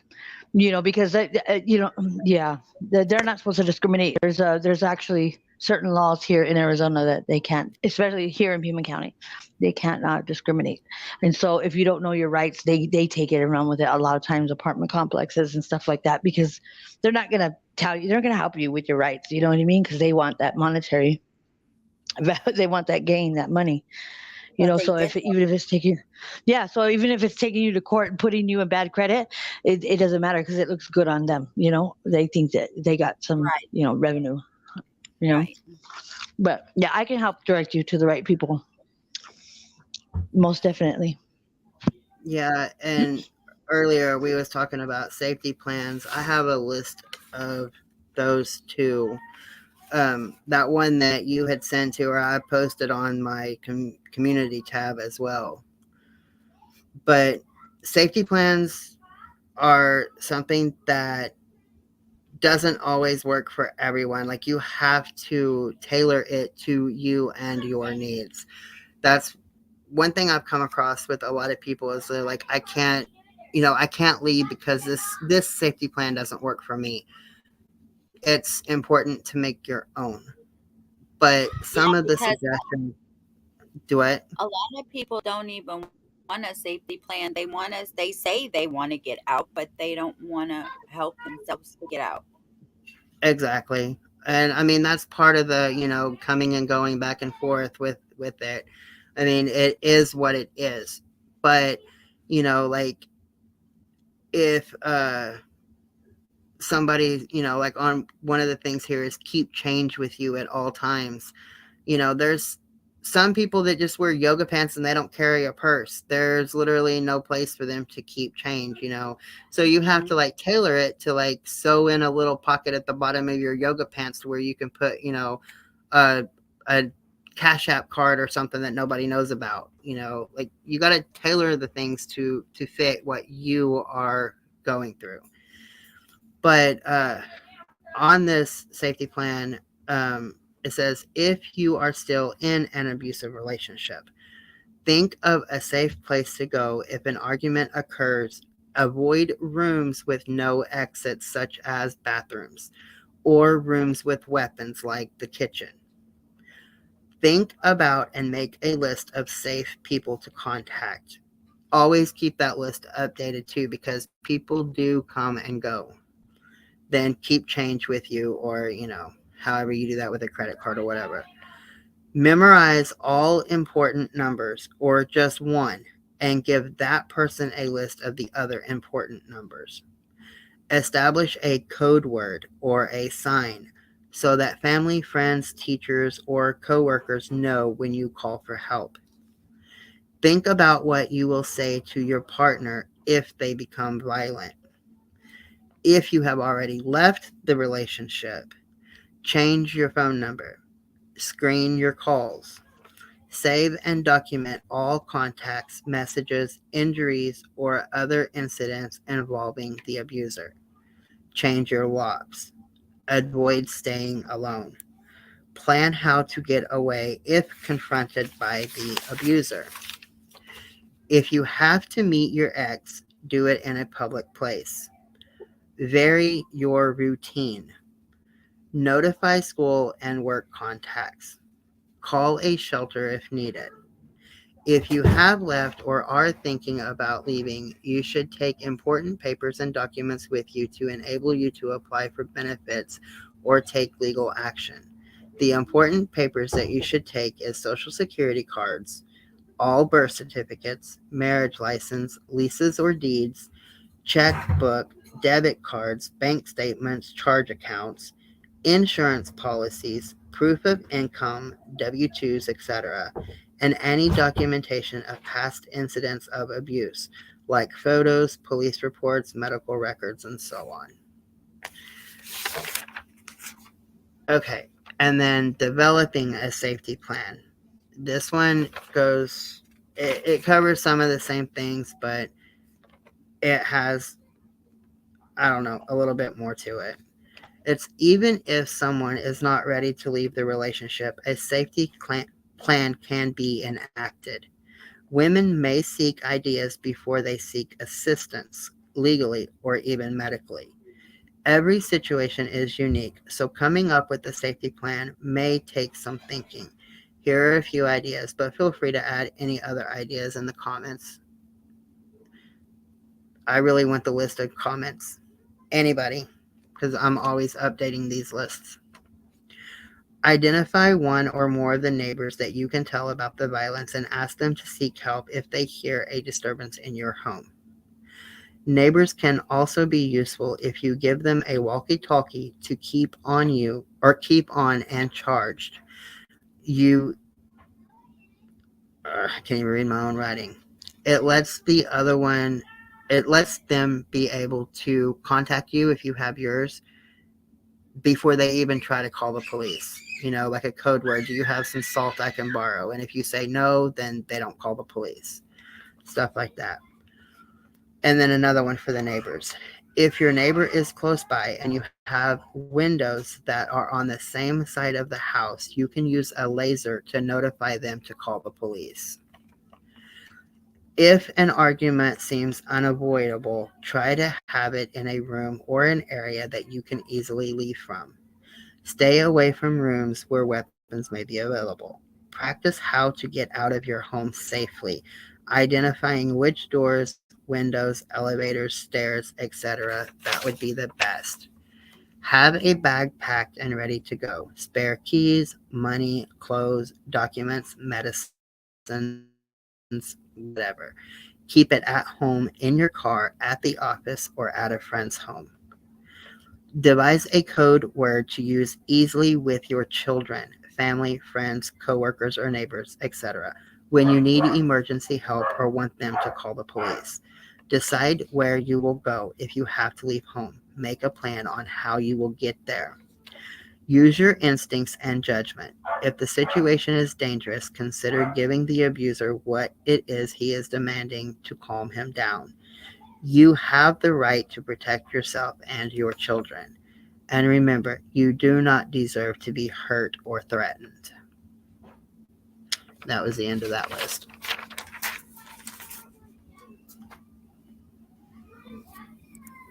That was really Did I good lose? information. I was like, did I lose everybody? No, I had to unmute myself. Oh, she must drop. Maybe her fight. Yeah,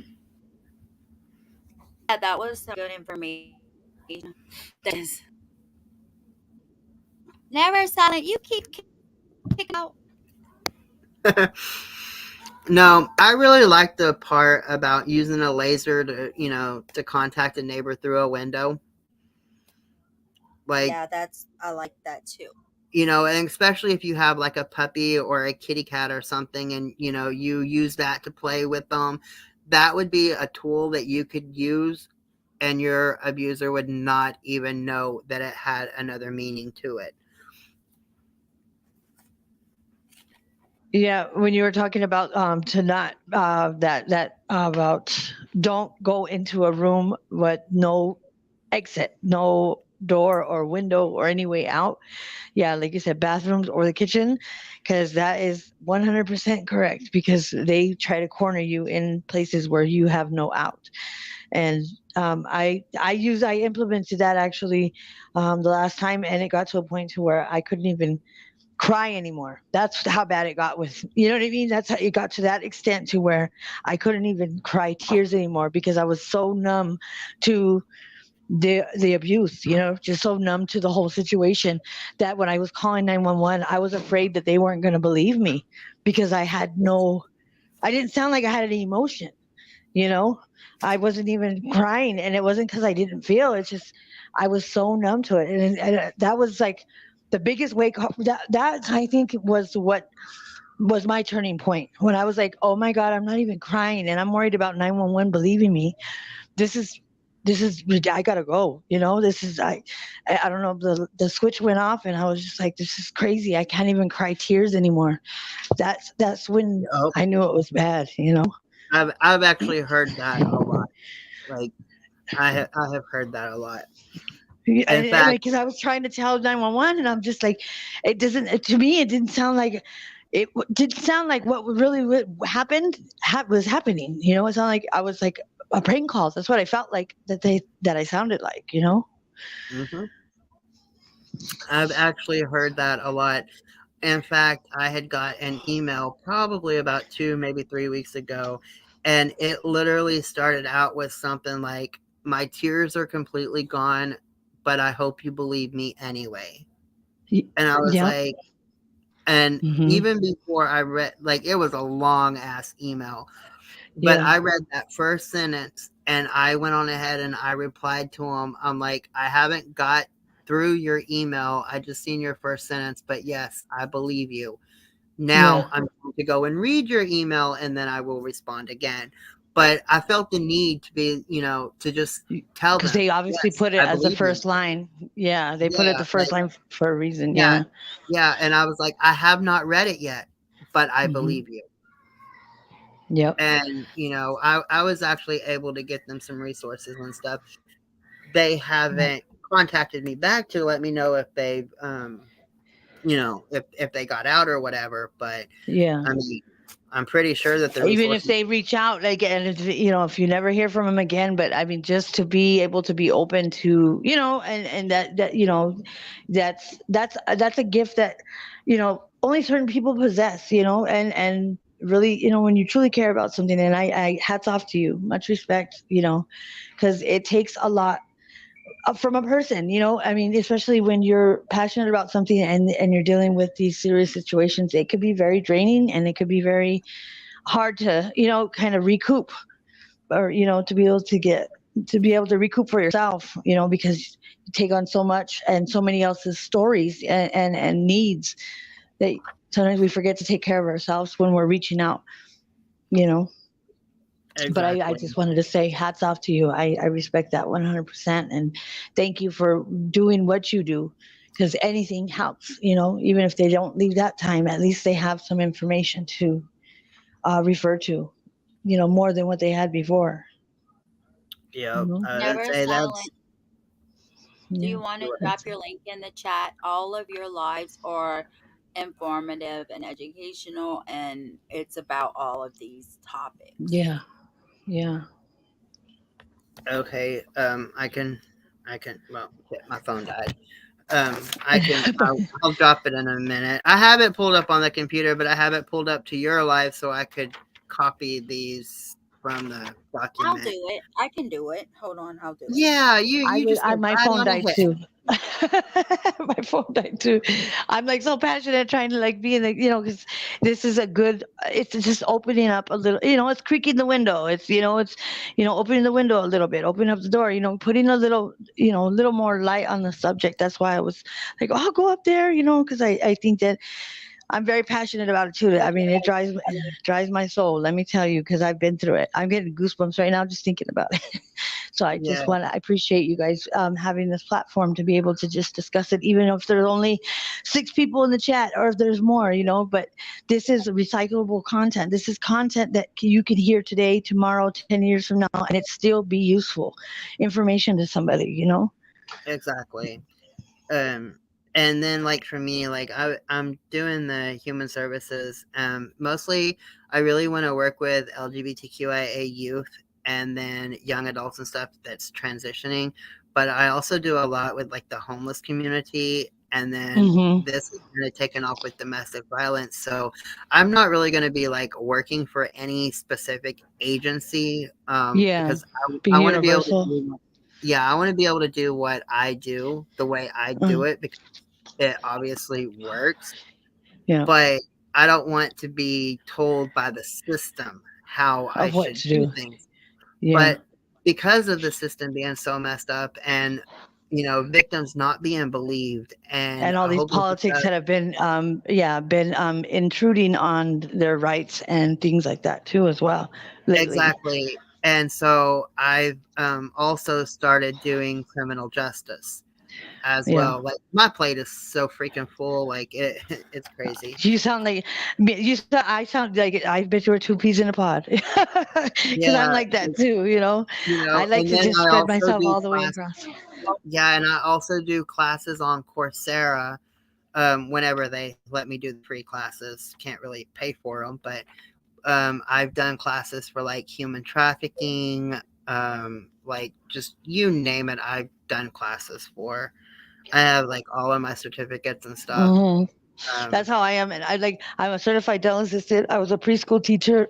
I worked at Fantastics and stopped little kids in their little baby go karts. I've I've done a little bit of yeah, everything, you know. and I And mean, normally my worked with the homeless everyday too. job, My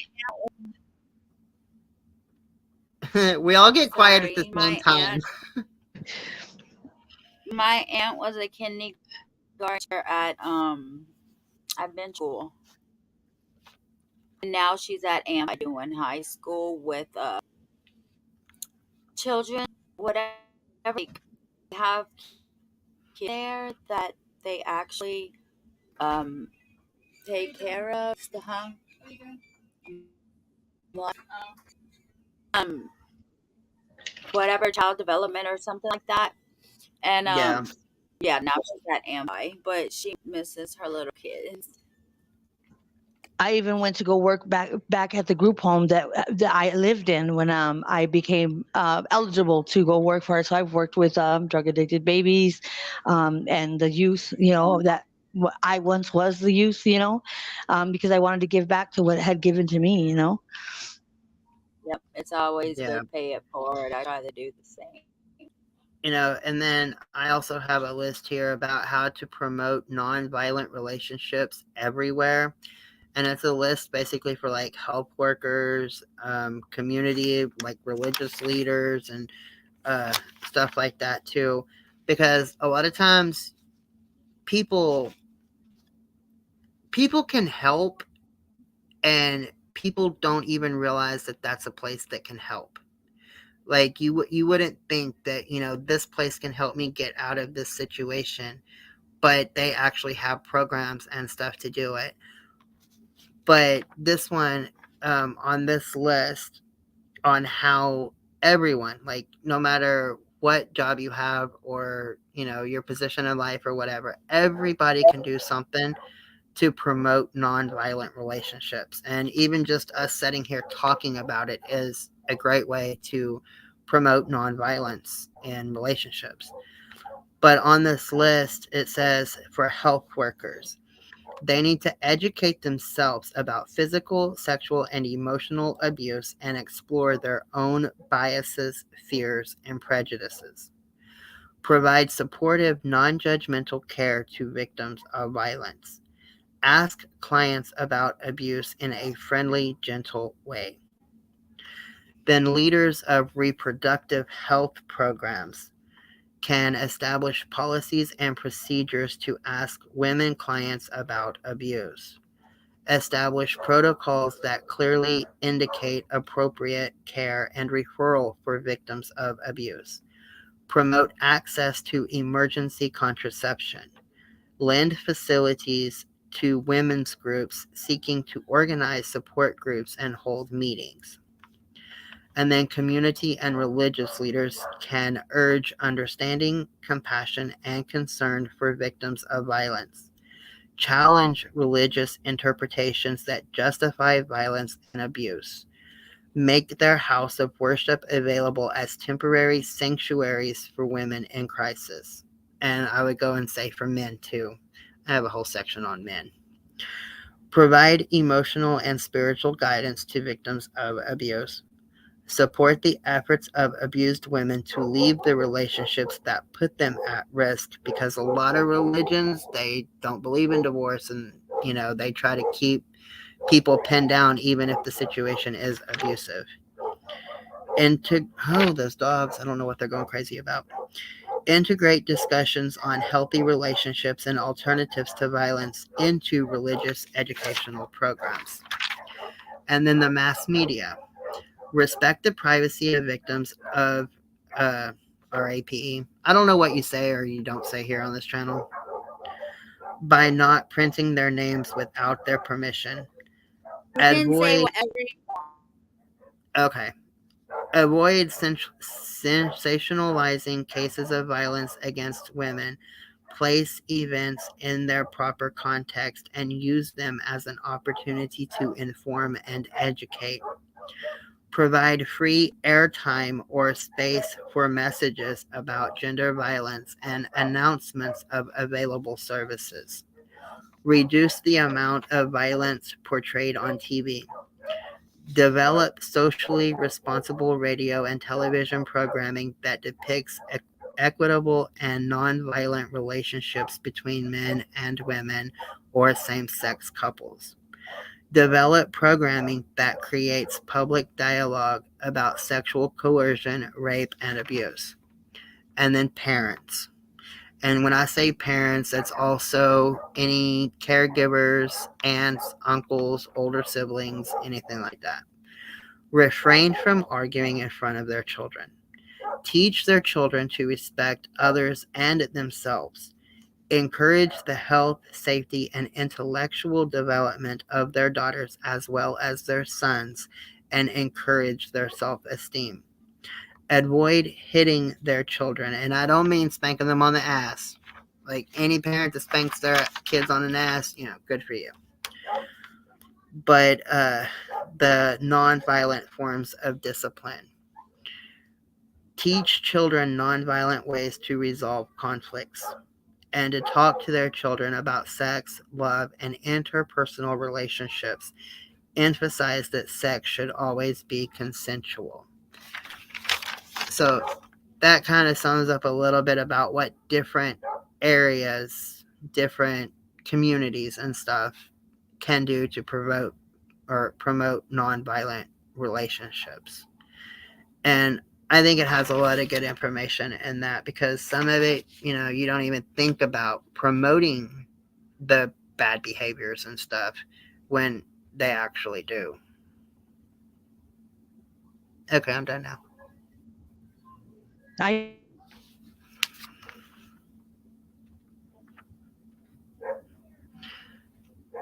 feel like I'm alone. Y'all can speak up now. Either that or I've lost a connection. I'm right here. I said my neighbors are having a pachanga. So I just I think my son might have went out to feed the dogs or something, because they started to go crazy. So if you hear, I was getting medicine put on my back. So I was on the floor, but I was here, muted. she's all, I'm done now. I'm At least we have a mutual respect for each other. You know what I mean? We all get quiet at the same time. We're like, okay, somebody needs to take the reins.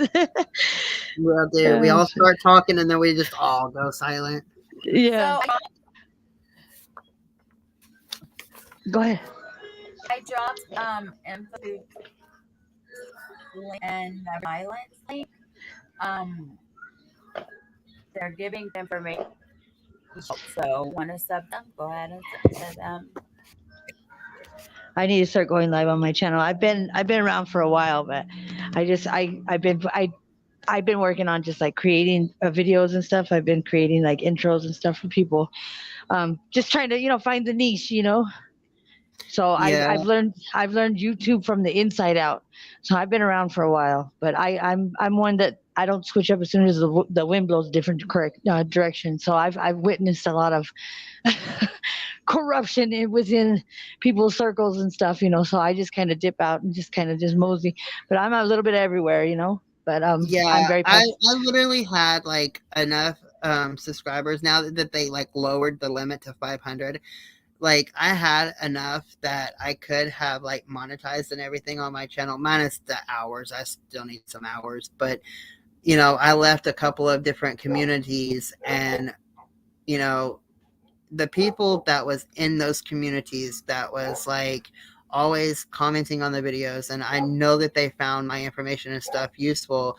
Once I left those communities, like, my sub count dropped. So now I'm just kind of trying to build back up my channel and stuff. And yeah, you got to kind of build it. You got to build it with your people. You know what I mean? The people that come to see you, and not all the riffraff, like, shenanigans that they want to, they've like their stipulations of why they're their subscriber. They want to be there because they want to be there. You know what I mean? Exactly. And I mean, like, I don't care that they left. Like, if my channel is not for them and they just, hit the unsubscribe, then okay. Please do. Yeah. Yeah, like, go ahead, but weed yourself out. We're good. yeah, it's just with the move and then starting the new job, which is like 15 minutes away from me, and still having to drive an hour away from my other job that I quit. But apparently, the boss doesn't want to let me quit because he keeps putting me on schedule. And I kind of feel bad for him because people there don't even know what the hell they're doing. So it's like, I know what I'm doing there. So it's easier for me to just go and do it instead of having to listen to, all the drama and stuff. So, but then somebody hit my car when I was parked at the dollar store, and then I had a rental car for a little bit, but then my car got sent over to the body shop, and then they fixed the door, in quotations, fixed, because the day after I got my car back, the handle split in half on the inside of the door. So now I'm like having to open and close the window just to reach outside to get out of my car. And now my window won't go up. And this is Yeah. supposed to be a new door. A new door. And then my air conditioner doesn't work. So I'm like dying in I'm the sorry, I'm heat. not laughing. Yeah, it's like so It much. sounds like the story of my life. Yeah, it's like so much shit piling up. Oh my god. And then I come to make a video, and It's like those. It's like when your car starts to like break down. It's exactly. like when your car And starts to now break it's down, and one thing, vibrating. it's just like the radiator, like a little thing, and then it's like, Yes, and then it's like I oh just my put on gosh, spare this is the story of tires, my life. and now my car is Oh, vibrating again. And so, like, I know it has to be like a tire, but my tires look perfectly fine. So I know that's going to be a disaster here, next week. it might be your actual axle. Yeah, watch your axle, the actual axle, Yeah, because I had a Mitsubishi Eclipse, and I remember it finally just went "Proop," like this guy was like "Rrr, rrr," trying to race me because it was a red Mitsubishi Eclipse, right? Really nice. But I mean, I had just got off the freeway. Thank God I just got off the freeway, and I was like, just like, this guy's ridiculous because they always think that I'm gonna race him or something.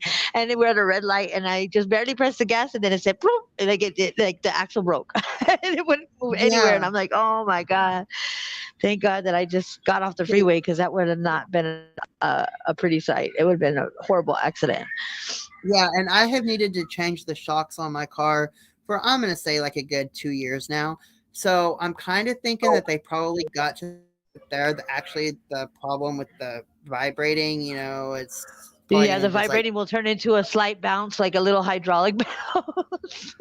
yeah, If you, like yeah, I'm waiting for the disaster. Like I really am. yeah, But at you're gonna this like hit point, like a little bump, and you're gonna kind of go like a little wave, like the car will bounce a little bit, like a little wave, because your shocks will be shot. Yeah. yeah, it's just like I think my shocks are literally to the point of just like breaking in half or something, and that's like really Oh gonna. no. But I don't have the money to fix them right now, and even though Yeah. I am working, I haven't been able to like work full time because my daughter didn't have a car, and she had to use like my car to go to her job, and it's just like 5 people using one car. But she finally got her car today, so some of that's settling down. But now that my car is vibrating like this, I really don't you, want more you've been, hours because I know it's just going to be harder on my car. But I yeah. need more hours so I can fix my car. We'll Like, be like, tell your daughter, I'm gonna be hitting you up if something goes awry.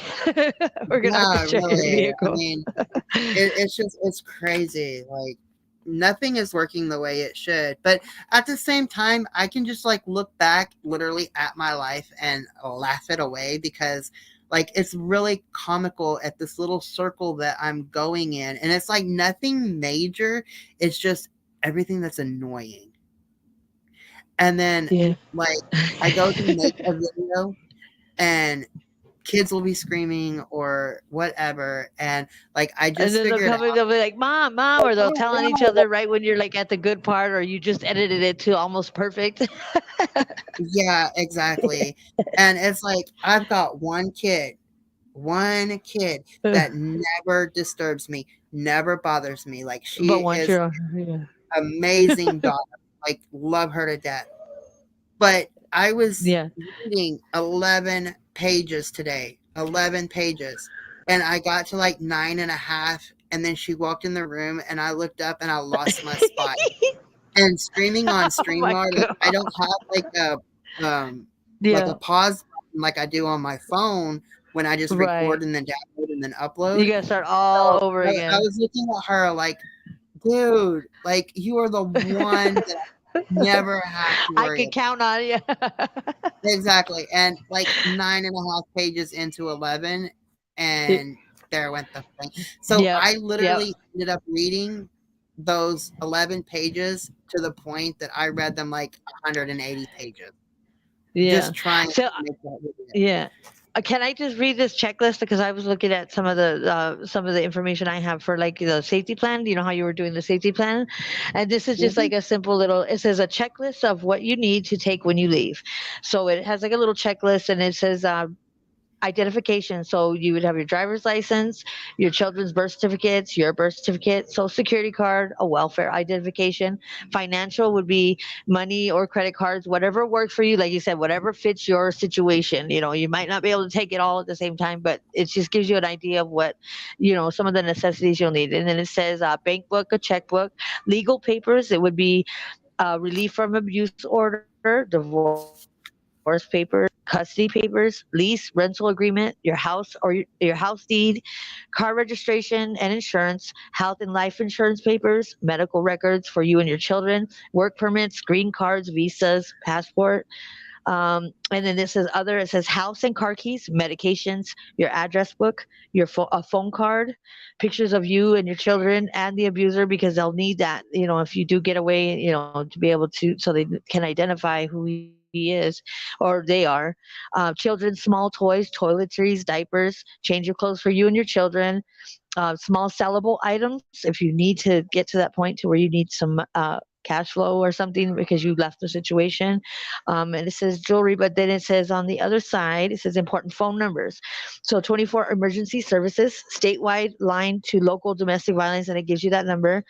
And then it says fill in your local phone number. So it's like a little check sheet.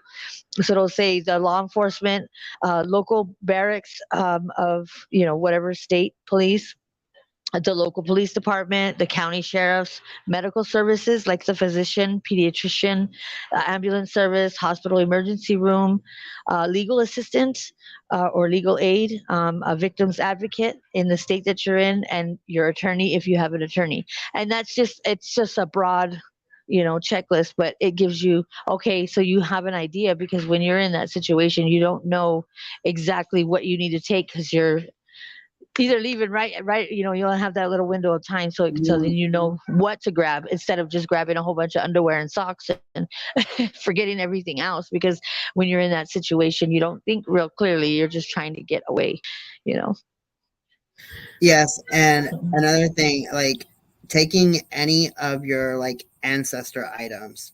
I know one lady that she went back and it and it was didn't go gone. so well. Yeah, well, Yeah. no, it didn't go so well when she did go back. She was only back for like 3 days and she thought she could just go back to, get the rest of the stuff. But, she ended up in the hospital and a whole bunch of stuff. But yeah, anything that you have from like grandparents or anything like that, Yeah. even if you have to get like a storage unit or a locker at work or Hmm. anything, because some of those Or even at the items, airport or at the skate tree, you get one of yeah, those little lockers you with the can't, key, do anything. Yeah. because the Yeah. abuser is just going to see it Go like a ahead. little knickknack setting up on a shelf. They're not going to see the Yep. importance to it. Or if they know that So it's precious to you, that's the first thing they're gonna go for. you know exactly. So it's always important Uh, to take those family heirlooms and stuff like that as well. uh-huh.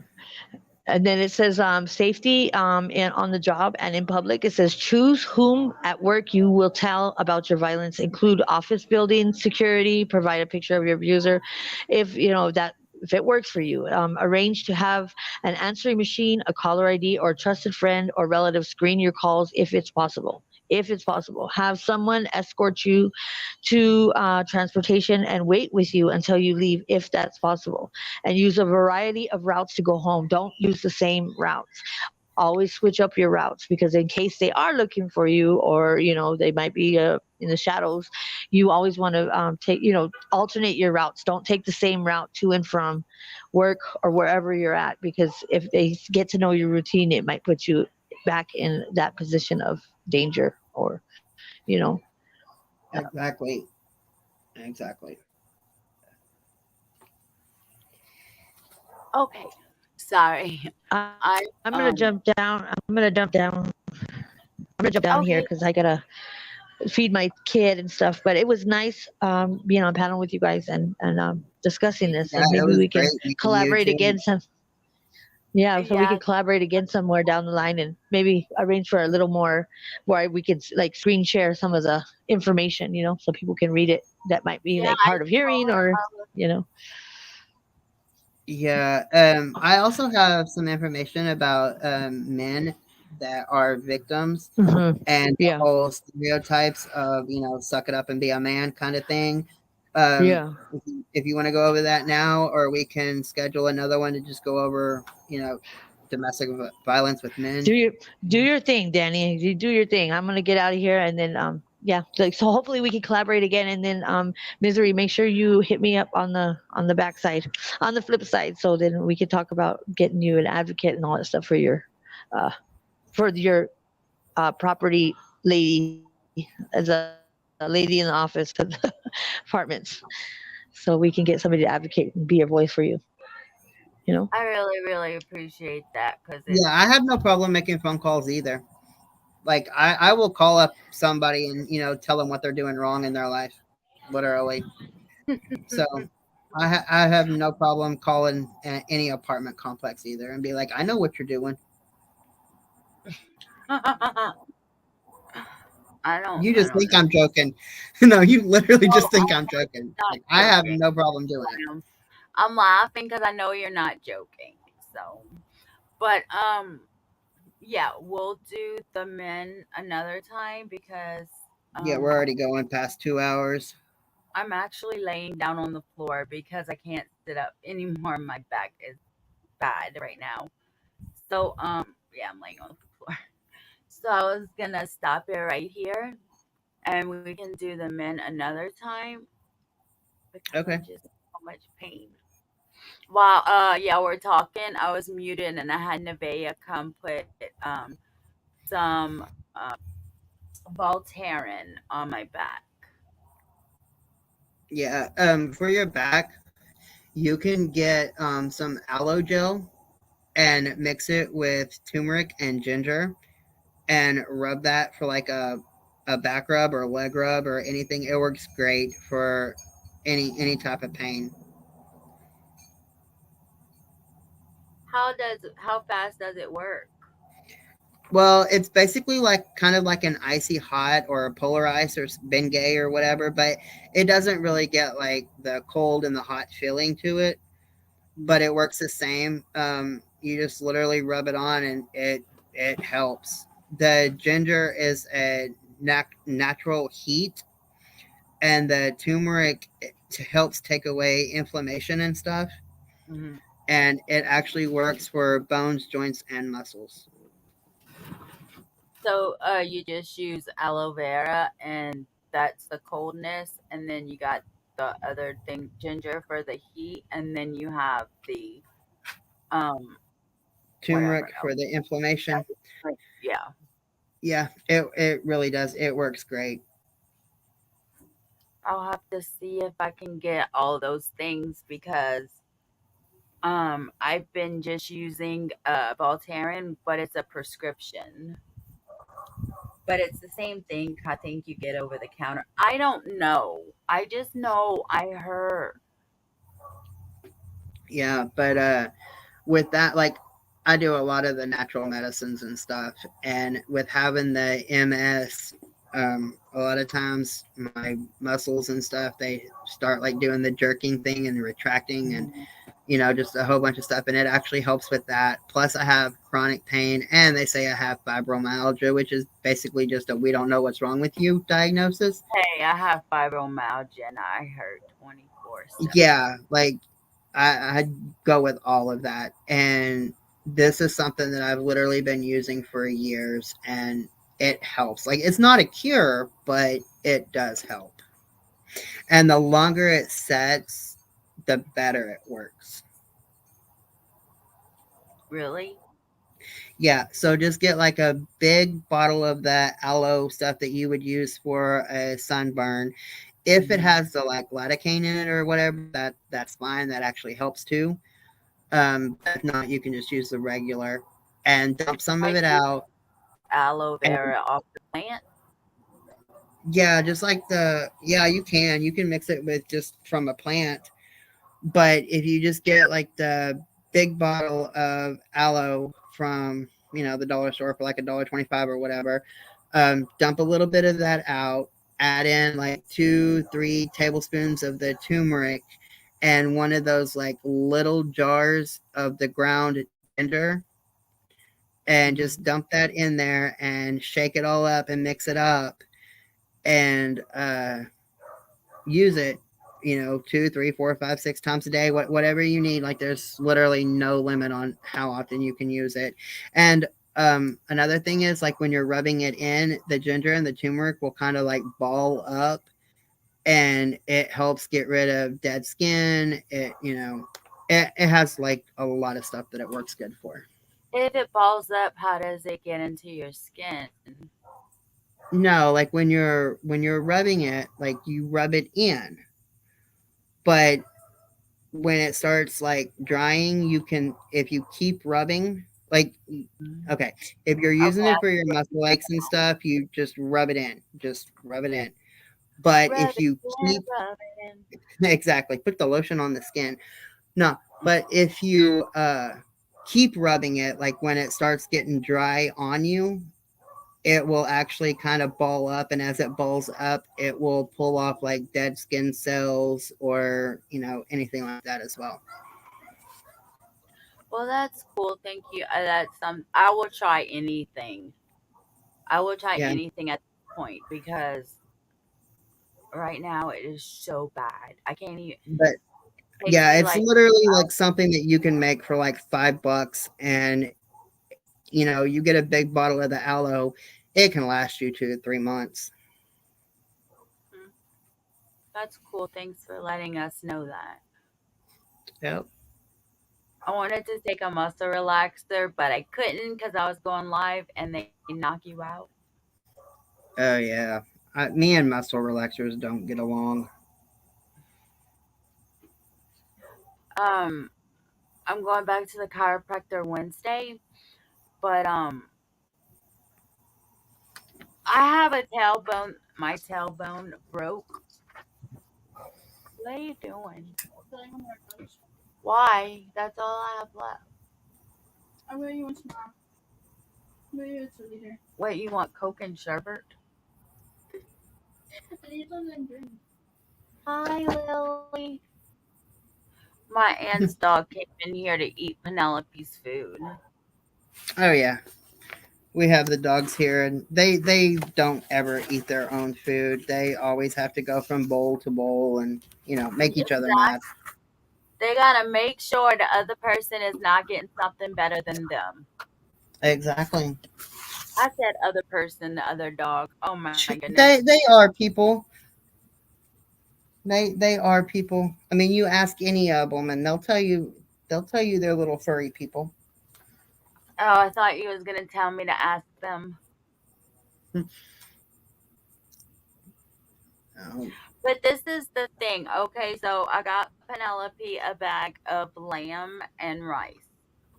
And she loves the lamb, but she don't really like the rice. So she'll spit the rice out and just eat the lamb. But then I got tired of having a bowl full of rice. So she would take a bite of it and then leave the rice on the floor and eat the lamb. And she would leave a whole bowl of rice. And I'm like, I'm not filling it up no more with no more lamb because you need to eat the rice. So it just so happens that my aunt's dog loves the rice. yep. They are working together to clean that bowl. Usually Penelope would freak out when Lily comes in here, especially by her food. But now I kept telling her, she better be nice, she better be nice. And now she's laying next to me and Lily's right here eating her food. Yeah, we rescued a dog the other day. We got her. We were the fourth family that she's had, but the first one, she went to a guy, and after about 3 days of having her, he went to jail. So she went back to the kennel, and then the guy was contacted by someone, and they wanted her, but when he got to the meeting up spot, it was a 15-year-old girl. So Oh he's wow. like, nope. He's like, nope, I'm not doing this. You need to call your mom and everything. So she went there, and then she agreed that the girl could have her. But then the girl was like not doing her homework or whatever. Like, I don't know what she was doing, maybe not her chores or some shit. But anyway, the mom called, and so the dog went back. And then he, in his same town that he lived in, this older couple wanted her, and then they picked her up like on Wednesday or something, and Sunday evening he went outside, and Stormy was just right back there at his place.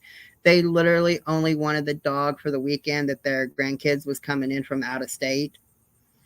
So Oh my gosh. yeah, so I seen her posted, and I'm like, nope, I gotta have her. But she is like, I mean, I posted a picture of her on my community tab. She is like super amazing. She's really chill. She's like the best natured dog. Like, I don't even know why I'm the fourth person, well, fifth if you count the kennel that had her like 5 or 6 different times. But she's like amazing, and she loves the fresh pet food. Well, I got a roll of it that had like the carrots and the meat and stuff in it. And my grandson thought it was food for him. He got so Oh mad no. when I wouldn't feed it to him because it was in the fridge, and he thought it was sausage. And then the other day I went to go actually open up the sausage roll, and I was going to make him a couple of sausage patties, and he got mad thinking I was trying to feed him dog food. Oh Like, no. yeah, I can't win. Like, he was so mad that he couldn't eat the dog food, and then he was mad that I was trying to feed him something that wasn't dog food. Oh my goodness. That's funny. Pets are crazy, though. Yeah. They keep us on our Penelope toes. used to not listen to me, but now she listens to me. So I'm gonna end right here.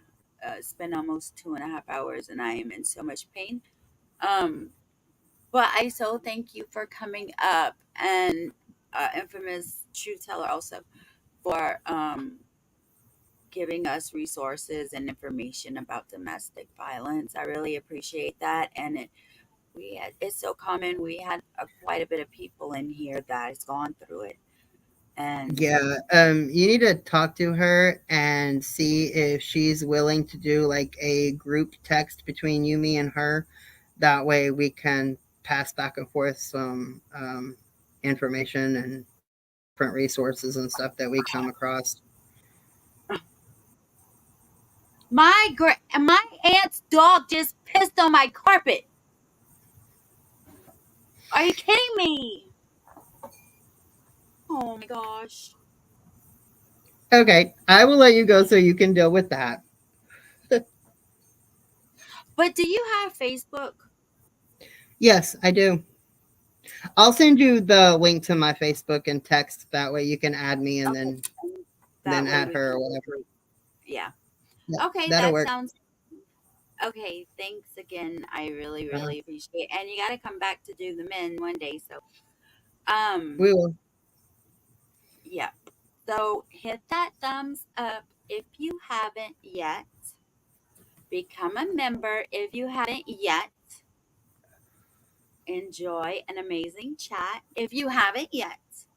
And enjoy me, the one and only Christy Marie. All right, Have guys. a good night, everybody. Bye.